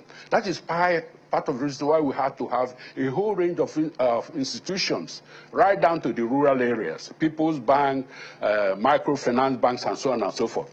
Not so much in terms of the capital base for such an institution, but to make sure that there's penetration of banking facilities. So we cannot blame that on the public. In fact, it's a financial institution, it's the central bank and its branches, and of course, indirectly, the entire government. That is what we refer to as monetary policy. Monetary policy does not really, it's only narrowly inclusive of money design and change of money. The monetary policies are the policies, the cash reserve ratios, and the use of all kinds of financial and fiduciary instruments to make sure that you have control of most of your money, so that when you now announce policies to tighten up money supply or to loosen up money supply, that it impacts on as much of the money supply as possible. But it's not by itself an instrument that people use. I mean, countries don't just keep changing their currency because they want to improve the effectiveness of monetary policy. So I think that should be very obvious. Let me ask you what your fears are right now. Right. Yes, you are. Yes, you are clear, sir. You talked about, some figures that are not missing, so it's not allowing for proper comparison. But I wonder what your fears are right now, given just how this policy has now been implemented and how we're moving forward. Let me give you an instance. We're getting reports now that in rural areas where trading is primarily done in cash, that in some places farmers have had to crash the price of their goods because they're not able to get, you know, what they have priced their goods at. So they're settling for whatever it is that they're able to get. Do you think that this could have an effect, one, on even though we have not seen that in the January figures, do you think it could have an effect on inflation, and or do you think it could contract the economy, as the case might be? Well, if you want to lower inflation by all costs, you can set up a battalion to shoot traders so they don't go to the market. So I'm trying to be fictitious about all this fetish concern for inflation and so on and so forth. The other side of the coin is supply. So one of the reasons why this program, I wouldn't call it policy, because I'm sure the Central Bank cannot come up with a policy to contract the economy. They cannot do that. To do it in the way we've done it, by reducing the volume of cash, the volume of money, therefore, required to effect transactions that bring into the market real production, as you said, crops, grains, vegetables, meat, you name it, workers, transportation, communications. This policy affects the entire value chain. It impacts on the whole industrial matrix. So there cannot be an effective policy or a beneficial policy when you take actions that will affect the entire value chain. From the farmland, anybody should be, any economist, or for that matter, non-economists, should be able to see the deep impact of just a violent interruption in the transactions level. So people in the farms cannot buy fresh fish, fresh produce cannot be procured, fresh produce cannot be stored because of absence of the things to keep it fresh, transportations are halted, and so on and so forth. So obviously, this could not be the intended impact of a money currency change. So we should be absolutely clear that this cannot be a justification. We cannot be quoting a decline of inflation as a measure of the success of what we are doing. In fact, that we should be talking about those things already begins to worry somebody. I'm not just a former minister, I'm also a client in a bank. I buy things, and I've seen what has happened in some banks. It's absolutely unbelievable. That was not supposed to be the case. So we should not be citing a deceleration of inflation, which I've heard is most, this is a roundabout way. Just as I said, to say that Nigerians are complaining, like most people in other developed countries have been complaining about this policy or that policy, and that the only way to make them vote to put people who will to vote out those who they think have created this policy is to induce them by money. That doesn't say very much for our own voters, or to think that our own politicians that we think should come up and make responsible policies will rely on this method as the only way they can get into office. Of course, we know that the fact is some do, but how many of those do? How many of them do, to the extent that we are now imposing a draconian set of macroeconomic policies, like change of currency, withholding some currencies? I mean, this is downright unbelievable. And as I said, the whole world must be marveling. I was astounded to hear a comment from the IMF, for instance, because the IMF, I used to work at the World Bank. I know that they're in charge of fiduciary and tariff issues globally, but they've never had to make any comment. This is the single most important attribute of our sovereignty. So they must have felt so compelled to just say something. They were not supposed to say anything. They can't tell us how to distribute our currency. It is presumed that our financial and monetary experts, authorities, know exactly what to do. That is the question that we are really discussing. So we can't be citing deceleration of inflation. Or when we cite that, of course, we look at employment, we should look at the suffering. People are dying. At least we have had the case. I know that the media these days, we never can be absolutely sure what those videos portray, whether they are true or not. But I have seen myself enough to say that something is very seriously wrong with what we are trying to do and how we are trying to implement it. And you notice I say what we are trying to do. That is the policy elements that we are trying to get at. Are these the right instruments to get at those objectives? Those are questions that are still subject to serious analysis. So the fact that something is in print doesn't make it a perfect policy. Certainly not. Not in the US, not in Australia, and certainly not in Nigeria. So we have to look at the objectives and look at the instruments we are employing to reach those objectives. So to fight inflation, or the government wants to fight inflation. Of course, there are so many ways to fight inflation. As I said, it is the instrumentality I think what I'm... of monetary Doc, if I may come in here, I think, please...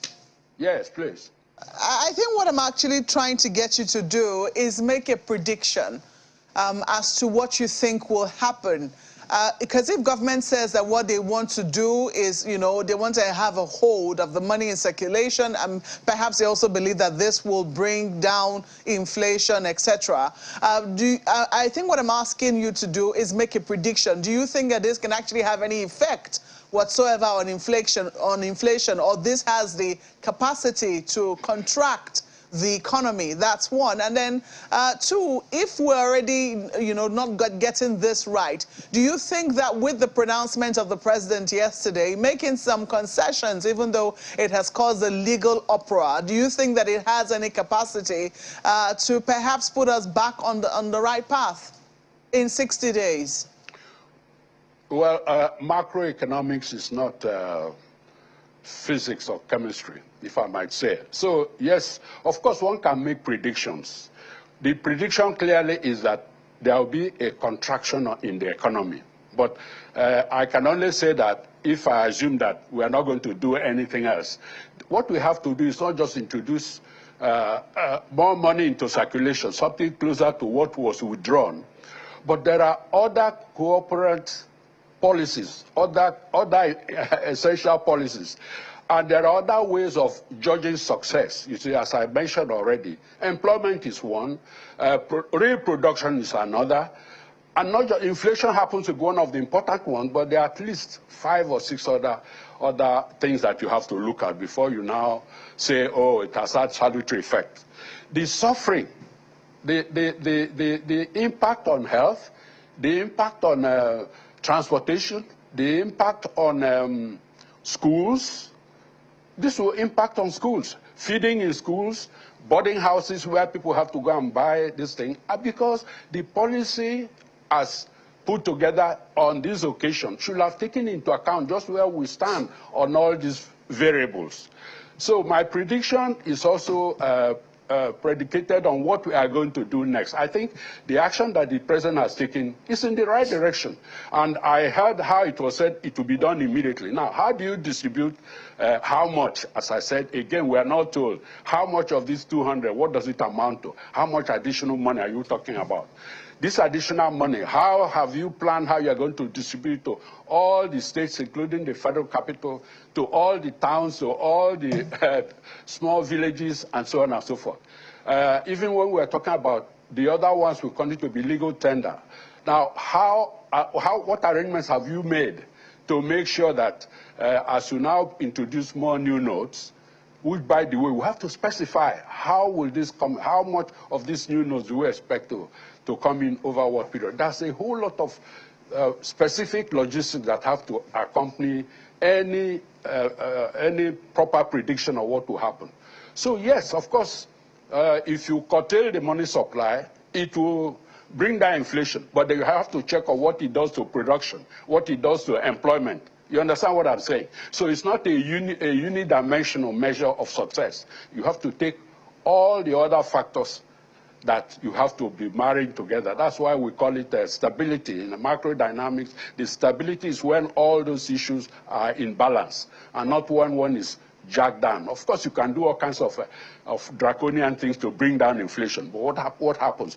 People may be in the streets, and people may be suffering, they are starving, and so on and so forth. In the meantime, because nobody is producing, because there's no cash, of course the inflation will come down. If inflation comes down, you are curtailing the demand for not just Naira, you're also curtailing the demand for foreign exchange to the extent that a lot of our domestic production has a high foreign exchange content. You see? So all these things are all interrelated. That's why I was taking my time to answer your question so that we are very clear on what one is trying to say. Dr. Kalu, I'd like to know what the measure of cash in circulation Nigeria needs to have, statutorily, in comparison with the entire amount of money, in the economy. Given the breakdown that was given, it was 51 trillion naira, and with the withdrawal of 2.1 trillion naira from circulation, that's less than 5%. For the economy to thrive, how much money in circulation does it need to have in comparison to the entire value of the money in its economy? And this is the reason I ask, given what has been withdrawn from circulation now, there are no transactions in the banks. I mean, I called my bank requesting a specific amount of money, and I was told money is not coming in, so they can't give me that amount of money that I'm requesting. So what's the implication of this, and how much really does Nigeria need to have in comparison to the entire money of its economy size?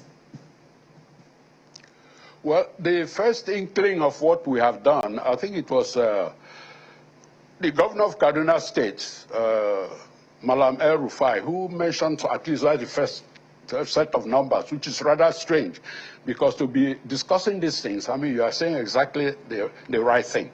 To be discussing these things without specifics, he talked about how 2 trillion was withdrawn and only 300 billion was produced. Clearly, this is a tiny fraction, something less than 1/6 of what was withdrawn.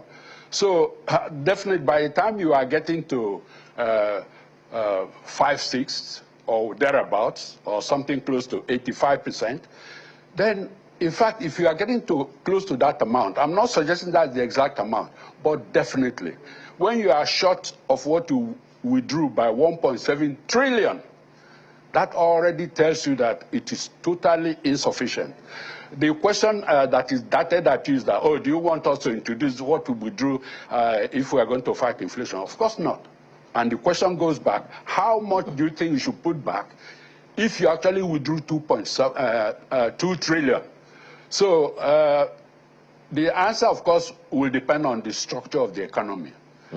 And in any case, when you're talking about the economic structure, it's not something that you review in quarterly terms or even in annual terms. This has to be phased out over a period. All the changes in the structure of production, the structure of financing, the introduction of new modes of financing, new instrumentalities, and so on and so forth. So even in America, even in Canada, of course, people have to use cash. Yeah. The idea of cashless was never meant to define absence of cash. It was to say the progressive intrusion of non-cash into the entire cash volume of transactions. So for Nigeria, obviously, it has to be as close to what you withdrew as possible before you start quibbling and clearly, you should do more. Clearly, but here we are. Yeah. My apologies, Dr. Khan, because we're running out of time. It was a tiny fraction. Yeah. A tiny fraction. That is why people were alarmed. And you can see it. I'll get stories from the villages, from my own area, and so on. People are perplexed. Old women, old men, artisans, private doctors, lawyers. Some of them have no clue what is happening. So especially, Dr. Kalu, at a time when a good number of people are still also wondering if this is indeed a cashless policy, it means that there should be infrastructure to support it, given the economic transfer. I mean, so digital transfers, e-money and all of those things ought to come to play. But one is wondering, with delays in transactions, even within from the one bank to the same bank, to the same one account to another account in the same bank, takes a little longer than normal, and one is wondering exactly what this is all going. I mean, it was Geoffrey Chaucer, who coined the term newfangledness.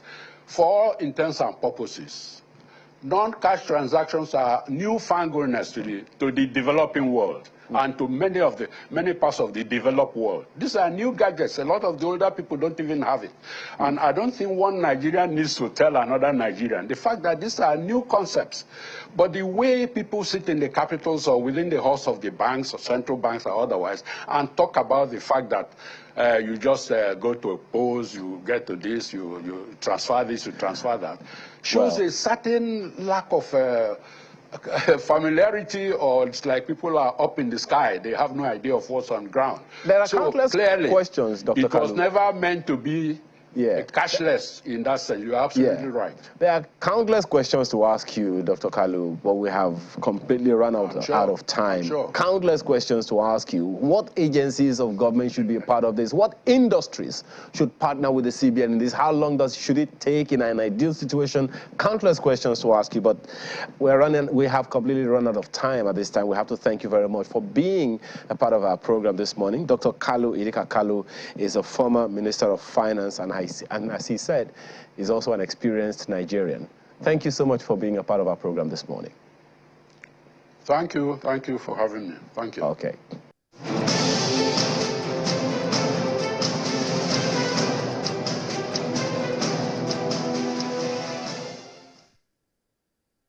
Hours after President Muhammadu Buhari's address to the nation on the redesigned Naira note, the House of Representatives Ad Hoc Committee on Naira Redesign Policy, Cashless Policy and Currency Swap responds with a visit to his office at their behest. At the meeting, President Buhari insists that the cashless policy and Naira swap have short and long-term benefits for the country, particularly in dealing with insecurity and corruption. According to a statement issued by the president's spokesman, Mr. Garba Shehu, the president agrees that the Apex Bank should take the recommendation of the parliamentary committee to rectify identified problems. Although the committee, in a chat with the media, lauds the president's address, they weigh the consequence of a delayed response by the CBN to the president's directive for an extension of the validity of the old 200 Naira notes. Instructions are here. Implementations could be on the other side. Whoever fails or derails in the implementation of such directives, then the House of Representatives will use the powers around it to ensure that such directives are being implemented to the latter in the light of the law. The committee chairman also questions what he describes as an ill-timed cashless policy capable of starving their chances at the 2023 general elections. The law has provided for us the amount of money we need to oversee our election process. You need to pay your agents in the villages where you don't have ATM machines. If the central bank fails to make available this amount of this money we need to fund our elections, definitely every candidate, no matter what party he belongs to, will be put at disadvantage. The law has permitted me to have 70 million naira as logistics for my election funding. 1 billion for presidential candidates. I need to have this 70 million naira in hard copy. Separately, the CBN governor appeals to Nigerians for patience. I have met with about 15 banks this morning later, and we've given them directives about how they should make all the old 200 Naira notes available, effective today. And I can assure Nigerians that this will help to reduce the pains. We meet with the bankers at least once daily to get feedback and the rest of them. And I think we should just allow this policy work. The pains, temporary pains, are regrettable, but I can assure Nigerians that it will be well. The CBN governor also promised that at the end of February, the CBN will bring into circulation between 700 and 800 billion naira, underscoring that it is impossible to inject 3 trillion naira back into the economy if the economy is to remain healthy. Now, talks that the president may have overruled the Supreme Court's order was not given prominence here, but clearly the House of Reps Special Committee has elected to focus more on how the CBN would adhere to this directive to the letter, and even express thoughts that the president may consider reintroducing the old 500 Naira note back into circulation. From the presidential villa, Gloria Umezuke, Channels Television News.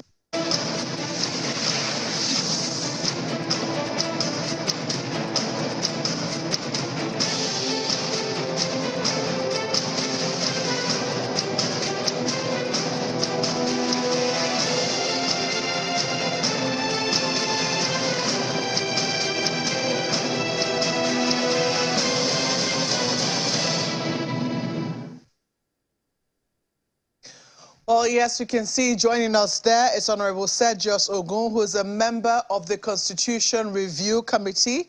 And we're going to be talking about preparations for the elections and also state of the nation. Good morning, Honorable, and welcome to the program this morning. Thank you, Mark. Good morning. Thank you for having me. Well, very interesting times that we're in right now. We understand that the House is convening a plenary today. Can you confirm that to us? Well, I'm not aware. We haven't received any notification to that effect. I remember sometime last week when the Speaker of the House said something, mentioned something like that on a campaign trail. And one of the leaders of the House said there was no need for it. So the impression that gave was that the leadership of the House didn't have there was no consensus on reconvening. So in any case, what I said then in our platform was the speaker is within the Speaker's rights on his campaign trail to say we are going to reconvene. I mean, it was just campaigning. But we have not received any notification to that effect, and I do not think it is necessary because of this currency swap. It's not necessary. Okay, well, at least you've gone on to answer the next question I was going to pose to you. Has this had any effect? I imagine that you're also on the campaign trail right now. Has this had any effect on the campaigns that your party has been pushing? Okay, well, the volume is not so fantastic here. If the question is the effect of the swap, yeah, I think we need to bite the bullets. I mean, we all travel out. Some of us have lived outside this country. We don't see where they carry tons of money to do transactions. So all the issues now is all because of the election. Must we die in this country because there's going to be an election? On the 25th, the presidential and national assembly election will be done with. On the 14th of March, the governorship and House of Assembly will be done with, and they will move on. So when people just keep talking about, I just came from the constituency and on my way to Abuja right now for continuation, because matter of fact, I'm a member of the currency swap committee, the other committee that met the president yesterday. I couldn't make that meeting because I was commissioning projects in my constituency. You know, we had a lot of money transaction, but we did transfers. 3 weeks before, I did empowerment, constituency project that I do, scholarship that I do. Usually we spend close to 20 million, but everything again was transfer. We are paying money to students to enroll WAEC NECO. We're giving scholarship to students in higher institutions. It all used to be done in cash, but we did checks. It's not so convenient, but we will get by. That's my take. We will get by.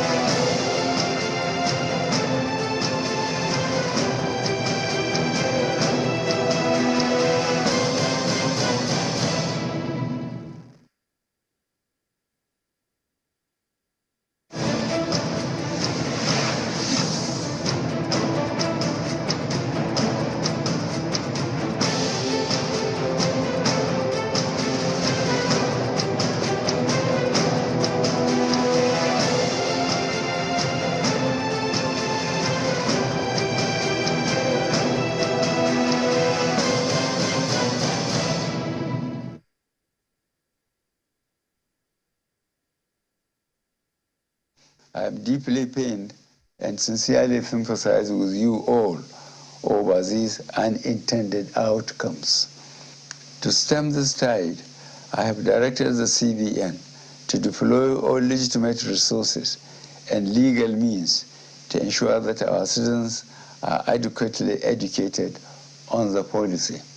Enjoy easy access to cash withdrawal through availability of appropriate amount of currency and the ability to make deposits. I have similarly directed the CBN should intensify collaboration with anti-corruption agencies so as to ensure that any institution or persons found to have impeded or sabotaged the implementation should be made to bear the full weight of the law. During the extended phase of the deadline for currency swap, I listened to invaluable pieces of advice from well-meaning citizens and institutions across the nation. I similarly consulted widely with representatives of the state governors as well as the Council of State. Above all, as an administration that respects the rule of law, I have also noted that the subject matter is before the courts of our land and some pronouncements have been made. To further ease the supply pressures, particularly to our citizens, I have given approval to the CBN that the old 200 Naira banknotes be released back into circulation and that it should also be allowed to circulate as legal tender with the new 200 Naira, 500 Naira, and 1,000 Naira banknotes for 60 days from February 10th, 2023 to April 10th, 2023, when the old 200 Naira note ceases to be legal tender. In line with Section 20, subsection 3 of the CBN Act 2007, all existing old 1,000 Naira and 500 Naira notes remain redeemable at CBN and designated points.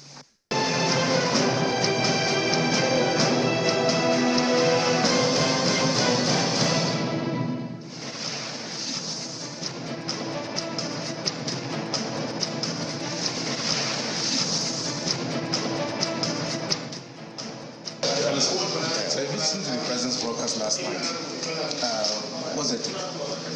Well, the truth is this, we are all servants. We are serving Nigerians. As far as I'm concerned, the Honorable Attorney General of the Federation has spoken on this matter, and the president has sealed the whole of the issues this morning in his broadcast.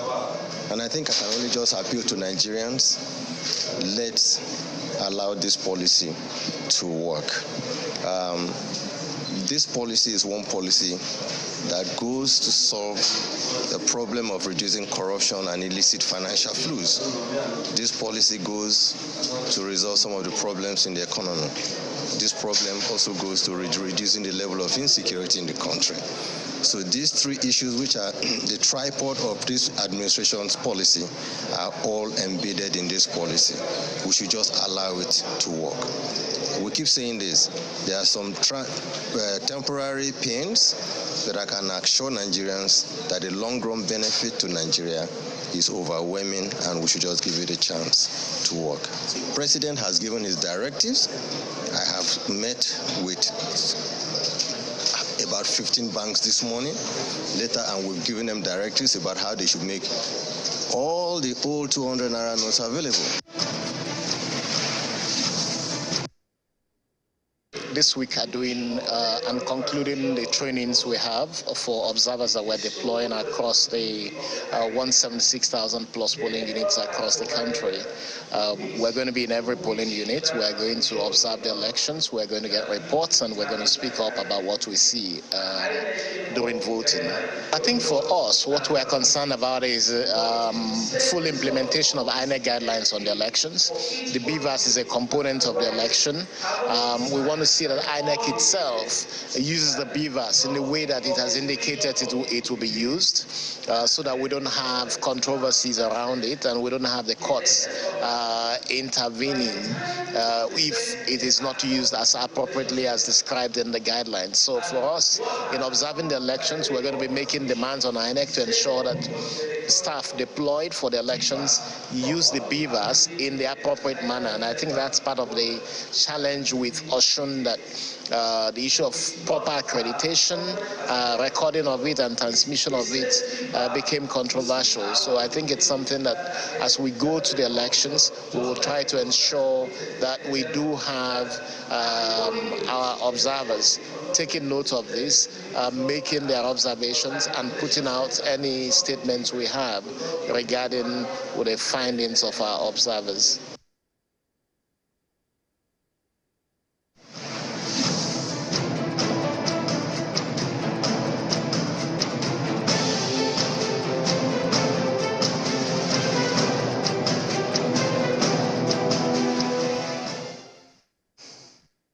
Well, Honorable Sedges, thank you so much for staying with us. We appreciate your patience. I just want to quickly ask you about the implementation so far. Certainly, this was not how it was thought that the implementation was going to go down, not with the protests and with the riots that we've seen in a number of cities. So for you, what effect do you think the president's speech had yesterday? Are you with those who are more on the legal side of things, or do you think that it could actually have an effect on making sure that cash that has been scarce for quite a while is now available to those who truly need it?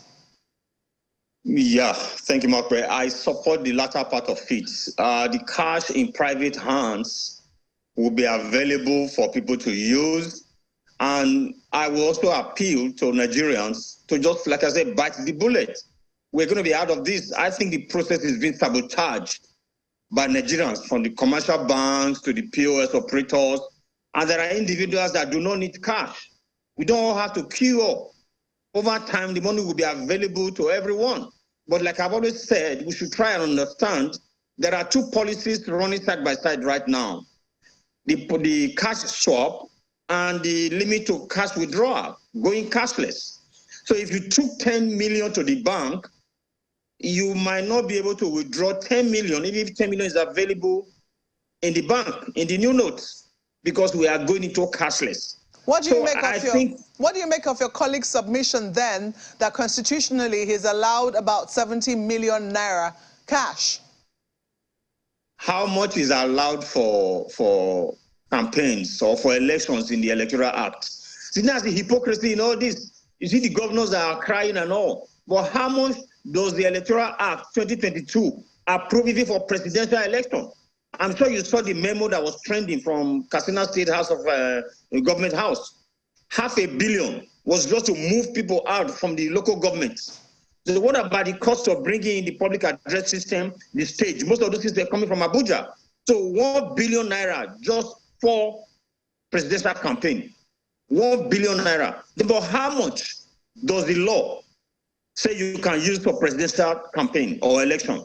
So that's the hypocrisy. We don't need that much money. Like I said, I just came from the constituency. The people realize what is going on. My community, my unit is the most, you can say one of the most remotest locations in this country. People visited me at home. There was drink, there was food. You know, you don't need to carry cash all over. I know politicians are behind this. And like I said, Honorable, so you keep using yourself, you know, as an example. You say, for instance, you had to do your outreaches. You gave people checks. People came to visit you at home. There was food, there was drink. So obviously, perhaps you bought in bulk already. You know, oftentimes you have bulk suppliers who are willing to take transfers. But have you also taken pains to find out from the people themselves whom you've given these checks, who might want to cash them? You know, how easy that process is going to be for them, or for those whom you might visit, who might wonder how it is that they're going to buy you perhaps even a bottle of water when they might not even have as little as 100 naira or even 200 naira in their homes. Mark, I agree with you 100%. Now, this is like the story of his daughter driving with the father going through a storm. And the storm was so heavy, the father kept saying, just drive on, just drive on. Cars were parking. The daughter could barely see anything. The father just kept telling her, just drive on. And a little while later, they came out of the storm. And the sun was shining and everything was okay. The lesson the father was trying to teach the daughter is there will be hard times, but just persevere, you come out of it. I'm not by any means saying that it's not biting. As I speak to you now, I have only 1,200 naira with me cash. But I will survive because I'm in the city. I just told you, I came from the village yesterday. People complained, but it's just going to be for a while. It's going to be for a while. Anything good, just doesn't come like that. If we're going to go through this, and then we prevent kidnappers, banditry, then our money will have value. We can bring down inflation.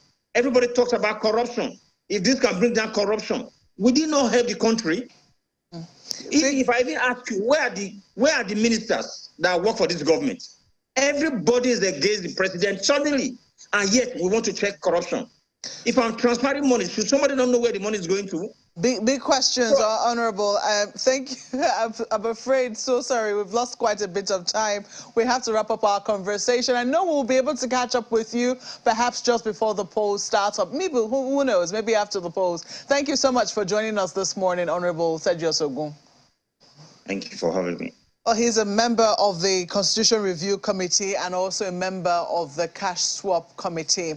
Well, we're moving on right now to another topic. You saw it right there just before we came. We're going to be talking about the election itself and a very prominent item in that election, which is supposed to make a huge difference, the bimodal verification system, BVAS, as it's often known. And we're going to be talking this morning with Cynthia Mbamalu, who is the director of programs at Yaga. Thank you so much for coming on the program this morning. Thank you and good morning. Good to see you. Good morning and good to see you too. I'm just wondering, we're counting down to the polls now. It's 8 days to go, even though the focus is still largely on cashless or no cashless. Yeah. You know, I don't know, sometimes does it make you a bit nervous about, you know, the certainty of that date? Oh, of course, I'm really nervous, but I'm hopeful that we'll have elections on 25th of February. And I just think Nigerians, at this point, we need to just remain determined to come out and vote on elections day, because that's what matters at the end of it all. Indeed. Oh, well, and in a very peaceful manner, many people will add. For a number of people, I mean, we've seen the use of the BVAS we saw it in Anambra, we saw it in Osun, we saw it in Ekiti. Yeah. And I think it's only in Osun that it seems to have created some controversy. I'm wondering, you know, from where you stand, and I imagine also that Yaga has been monitoring perhaps how INEC has been deploying the use of the BVAS. Do you exercise any fears, or are you certain that the BVAS could make a difference in terms of delivering very credible polls this 2023? Oh yes, I'm certain, and I actually do believe that the BVAS is an important innovation in our electoral process, because we're going to have an elections that would be determined by the voters who actually came out to vote. And this is because of the BVAS, because what the BVAS would do is to limit multiple voting or multiple voters. But beyond just that, it's also going to ensure some level of transparency, because for the first time, the BVAS will be used to upload results on the INEX result portal at a national elections, because they've only been tried, we've only used the BVAS in off-circle elections. So so I'm really certain that the BVAS, if deployed across board, and utilized all through the day of voting and it functions properly, that it would be a game changer in this election. But and beyond that, it would inspire confidence to the voters. A lot of Nigerians have always asked if their votes count. With the BVAS, there's that guarantee that yes, your vote will count, and only those who vote determine the outcome of the elections. Well, I know that you also monitored the mock polls. Yes. What were your findings from that? What did you notice? We've spoken to a number of other groups who, noticed a few other things. In some places, they said, oh, look, in places where it didn't work on time, there was a bit of tension. They fear that there could be a bit of tension. There were issues of low battery. Some of these issues that happened. Well, first, I want you to tell us what you noticed. I mean, if you can confirm that, and whether those issues were addressed immediately. Yeah, so the mock accreditation held in 436 polling units across the country, and our observation did indicate that the BVAS functioned across the country. They were in those polling units where they were deployed. We observed in only half of those polling units, so we can only speak for the 218 polling units where we were. But part of our major observation was, first, it did function, at least in 98% of our polling. That is a huge percentage. It functioned and it accredited voters who turned up to to test the system. The other thing we did notice that they had instances where the BVAS had issues, it malfunctioned. But what our observation indicated that where it had issues, within 1 to 5 minutes, these issues were resolved. So it showed that yes, there were locations where it had issues, but the INEC tech support team were available to resolve or rather fix the issues with the BVAS. And I think perhaps the major thing we had highlighted and we called INEC's attention to that was there were instances where voters who registered as far back as 2011 had issues with their biometric accreditation. And the official INEC had explained that it would address those issues, because the idea for the mock is to find out what the challenges are and address that before the election. So we did find out that yes, the BVAS was working, there were some challenges, but where they malfunctioned, they were fixed. It took processing time for every voter was for the voters on average of 3 to 5 minutes. The most we observed was between 5 to 8 minutes, the average time used to process a voter. That was the most, and that happened in about 2% of the polling units where we observed. So you could see that the larger percentage of voters who were accredited for the mock accreditation, between 3 to 5 minutes they were done with their accreditation and had to move to, and so it showed that processing time, some places were as low as 1 to 2 minutes. So it showed that processing time, it was reasonably fast. Where it had issues, it was resolved. But the other issues around biometric capturing for voters who registered in 2011, that is what we'll be looking forward to see how INEC resolves those issues before the elections. It's interesting, you mentioned that, and INEC is saying that they're going to do something about it. I wonder what can be done, because I recall that I was trying to move my polling unit, and it would seem that, while using the BVAS, it was almost as if it was asking me to register all over again. I mean, put your fingerprint, and your face had to be recaptured. So indeed, I really do, it'll be worthwhile to watch out for those who registered in 2011 and see how, they are able to handle that particular situation. But I'm wondering if you are satisfied with the time that it took to process each voter. If we're looking at between 3 to 5 minutes, and INEC is saying that the maximum number of people at any polling unit will be 750. For some polling units. For some, yes, for some polling units, but that is the limit that they will take for any polling unit. For those polling units, we've not been told how many BVAS will be deployed there, but it might not be realistic to have just one BVAS machine to take care of polling units that have as much as 750 people. So interestingly, for polling units with 750 registered voters, INEC will deploy one BVAS. However, there are polling units with more voters, as high as 3,000, 5,000, and even more. So for those pollings, INEC has said they would deploy more than one BVAS. And we saw this happen in Osun, in Anekiti. For polling units with larger number of voters, INEC deployed more than one BVAS. However, for those with 750 and below, INEC will be deploying one BVAS. Now, the thing about the processing time is, we did observe that for some voters it took about 1 to 2 minutes for them to be accredited. However, like I said, it was an average we were giving, which was why we said 3 to 5, an average. We're hoping that it's faster, because on elections, the accreditation, mock accreditation, we had very poor turnout. On election, they will have a larger number of voters attending, or rather at the polling unit. So we are hoping that INEC also, part of our recommendation is improve processing time. Most of these things are software issues that require some level of upgrade and what have you. I'm not a tech person, so I wouldn't delve into that. But I do believe that INEC has a tech team that ought to resolve these issues before the elections. We're hoping to see processing time of between at least 1 to 3 minutes per voter, because if we have one BVAS in a polling to 750 registered voters, and let's say 600 turn out to vote, that is a very good scenario. It means you would need a longer time for voting. Yes, I'm looking, voters. Yeah. I'm looking conservatively at even, okay, well, I use the maximum number of people expected at the polling unit, for instance, 750, using that, 3 minutes on the average to accredit everybody, for instance. 3 minutes will give you almost 2,450 minutes in total, and you'll be looking at about 37.5 hours. And you only have 24 hours in a day. So there'll be questions as to, maybe INEC is thinking that maybe not everybody will turn out in those polling units. Well, yeah, because at the end is the final data on PVCs collected that would inform or determine how many people would vote. And how historically, or rather, if you look at previous elections, we've not had really high turnout. So even for locations with 750 voters, projections are you may have between, at the most, 500 to 550 at the most, right? Because we know not everyone will get their and that would be a really high turnout. That would be a really high turnout. But the thing is that because the BVAS, is bimodal, like bimodal voter accreditation system. So when it comes to accrediting voters, it has to first verify the permanent voters card.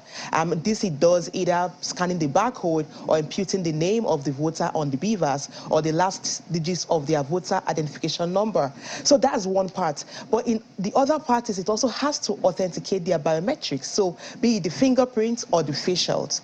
And perhaps this is why you have this lag in time, because it's a bimodal process. So there's first the PVC verified and then the authentication, which requires either your fingerprints or your facials. Now, because the law is clear that the BVAS must be used for every voter, else the result for that unit to be cancelled.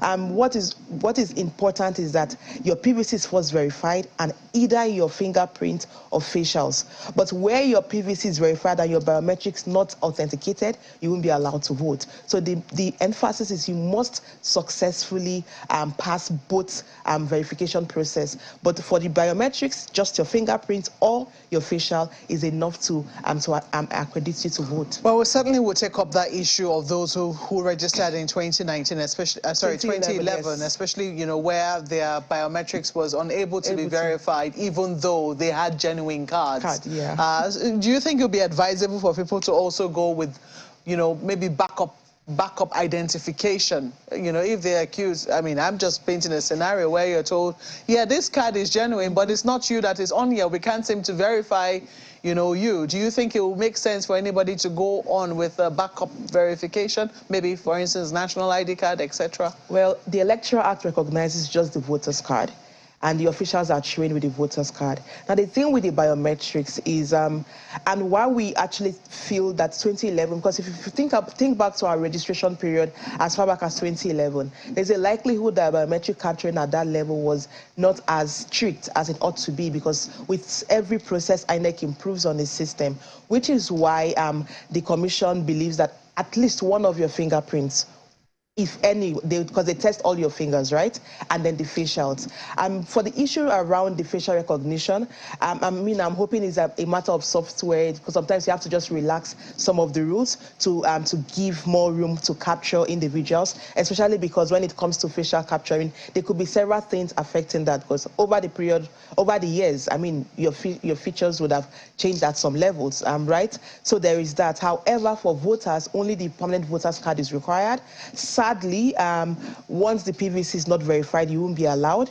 But there's also the opportunities for INEC to take complaints on elections day, because there will be INEC monitors moving around, there will be supervisors moving around to also take those complaints. However, at this point, honestly, it's for INEC to respond to these challenges we've seen in the process, because it would really be unjust for a validly registered voter who has a PVC to be denied to vote just because their biometrics were not properly captured for no fault of theirs, but on the part of INEC's technical issues. But I sincerely hope that those issues will be few and far between, and that they will be addressed. Yeah. But I am wondering, how prevalent was the issue of low battery? We know that the BVAS is an electronic device, yes, and has to be powered up somehow. Did you notice anything during the mock accreditation? For the mock accreditation, that wasn't a major issue.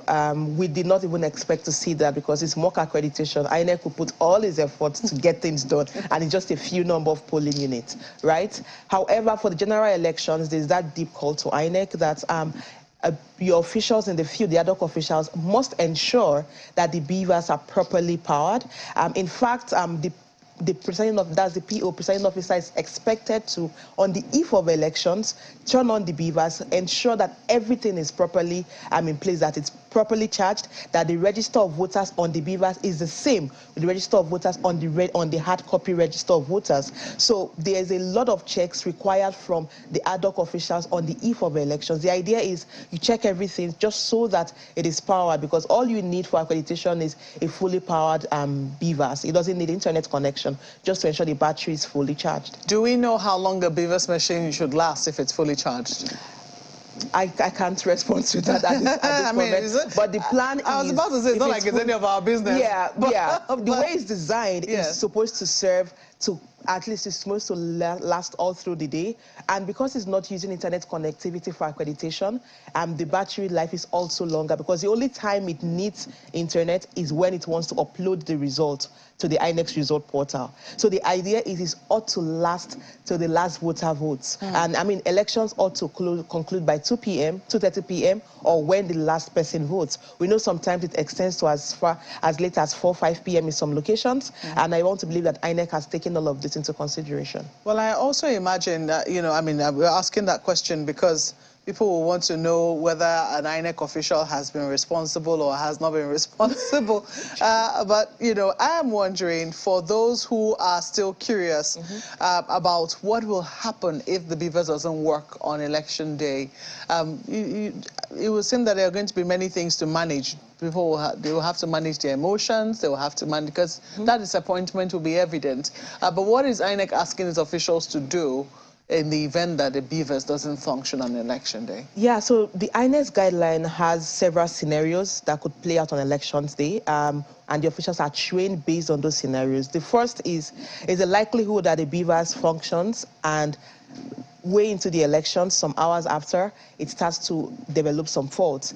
When there is sustained fault with the BVAS, so it's not authenticating voters, the commission requires that the officials send a report to their supervisor and to the RATEC to come and attend to the BVAS. So when it malfunctions, they send a request for the BVAS to be fixed. Now, once that request is sent, voting and accreditation will be suspended until the BVAS is fixed. Now, there are times where it malfunctions and it needs a replacement.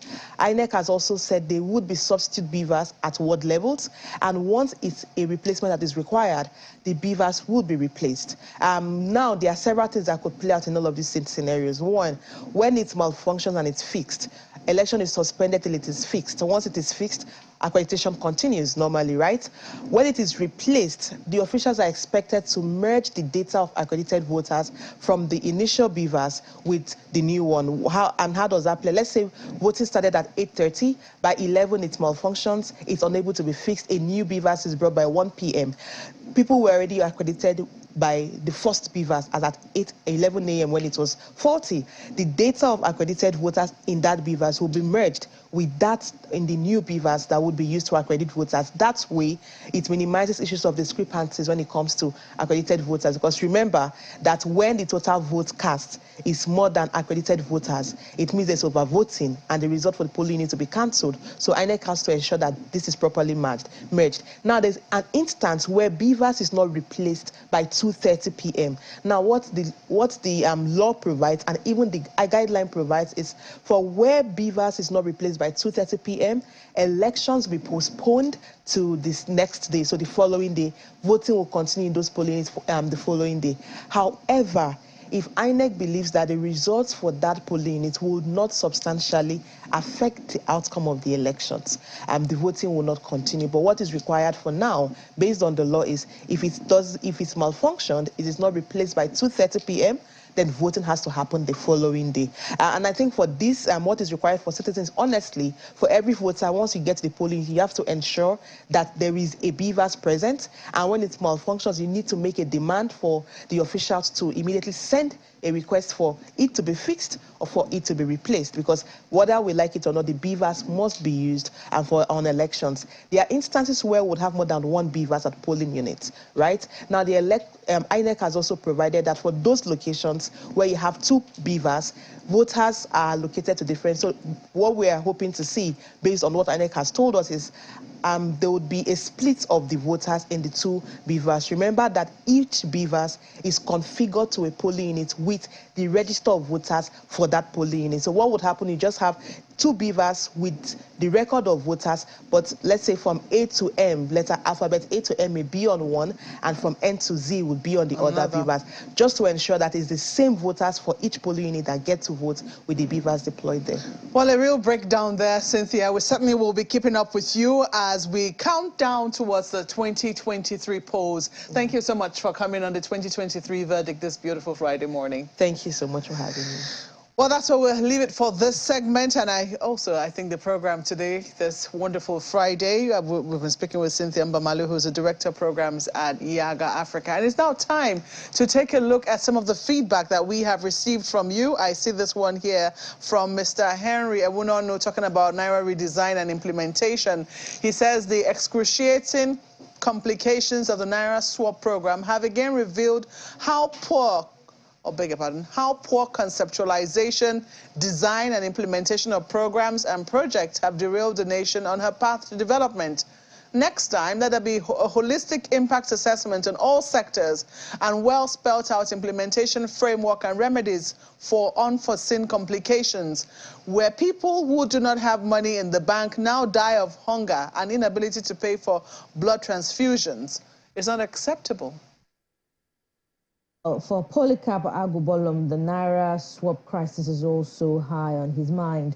And he says, the economy has crumbled. We are sliding into another recession. Many small businesses have closed. Bank buildings are being burnt or destroyed. Lives are being lost. Supreme Court orders are being disobeyed. Clouds of anarchy loom large over the country. Whatever this unfortunate policy is designed to achieve, is the cost really worth it? Is this not the same thing as bombing the whole city just because you want to eliminate some terrorists living there? How much inhumane can we be? Henry, talking about the Supreme Court angle, says constitutional crises are not unknown to democratic governance. However, when constitutional crisis gives birth to economic crisis, government must have failed to plan well. To avoid anarchy, federal and state governments must respect and implement the decisions of the Supreme Court on legal tender.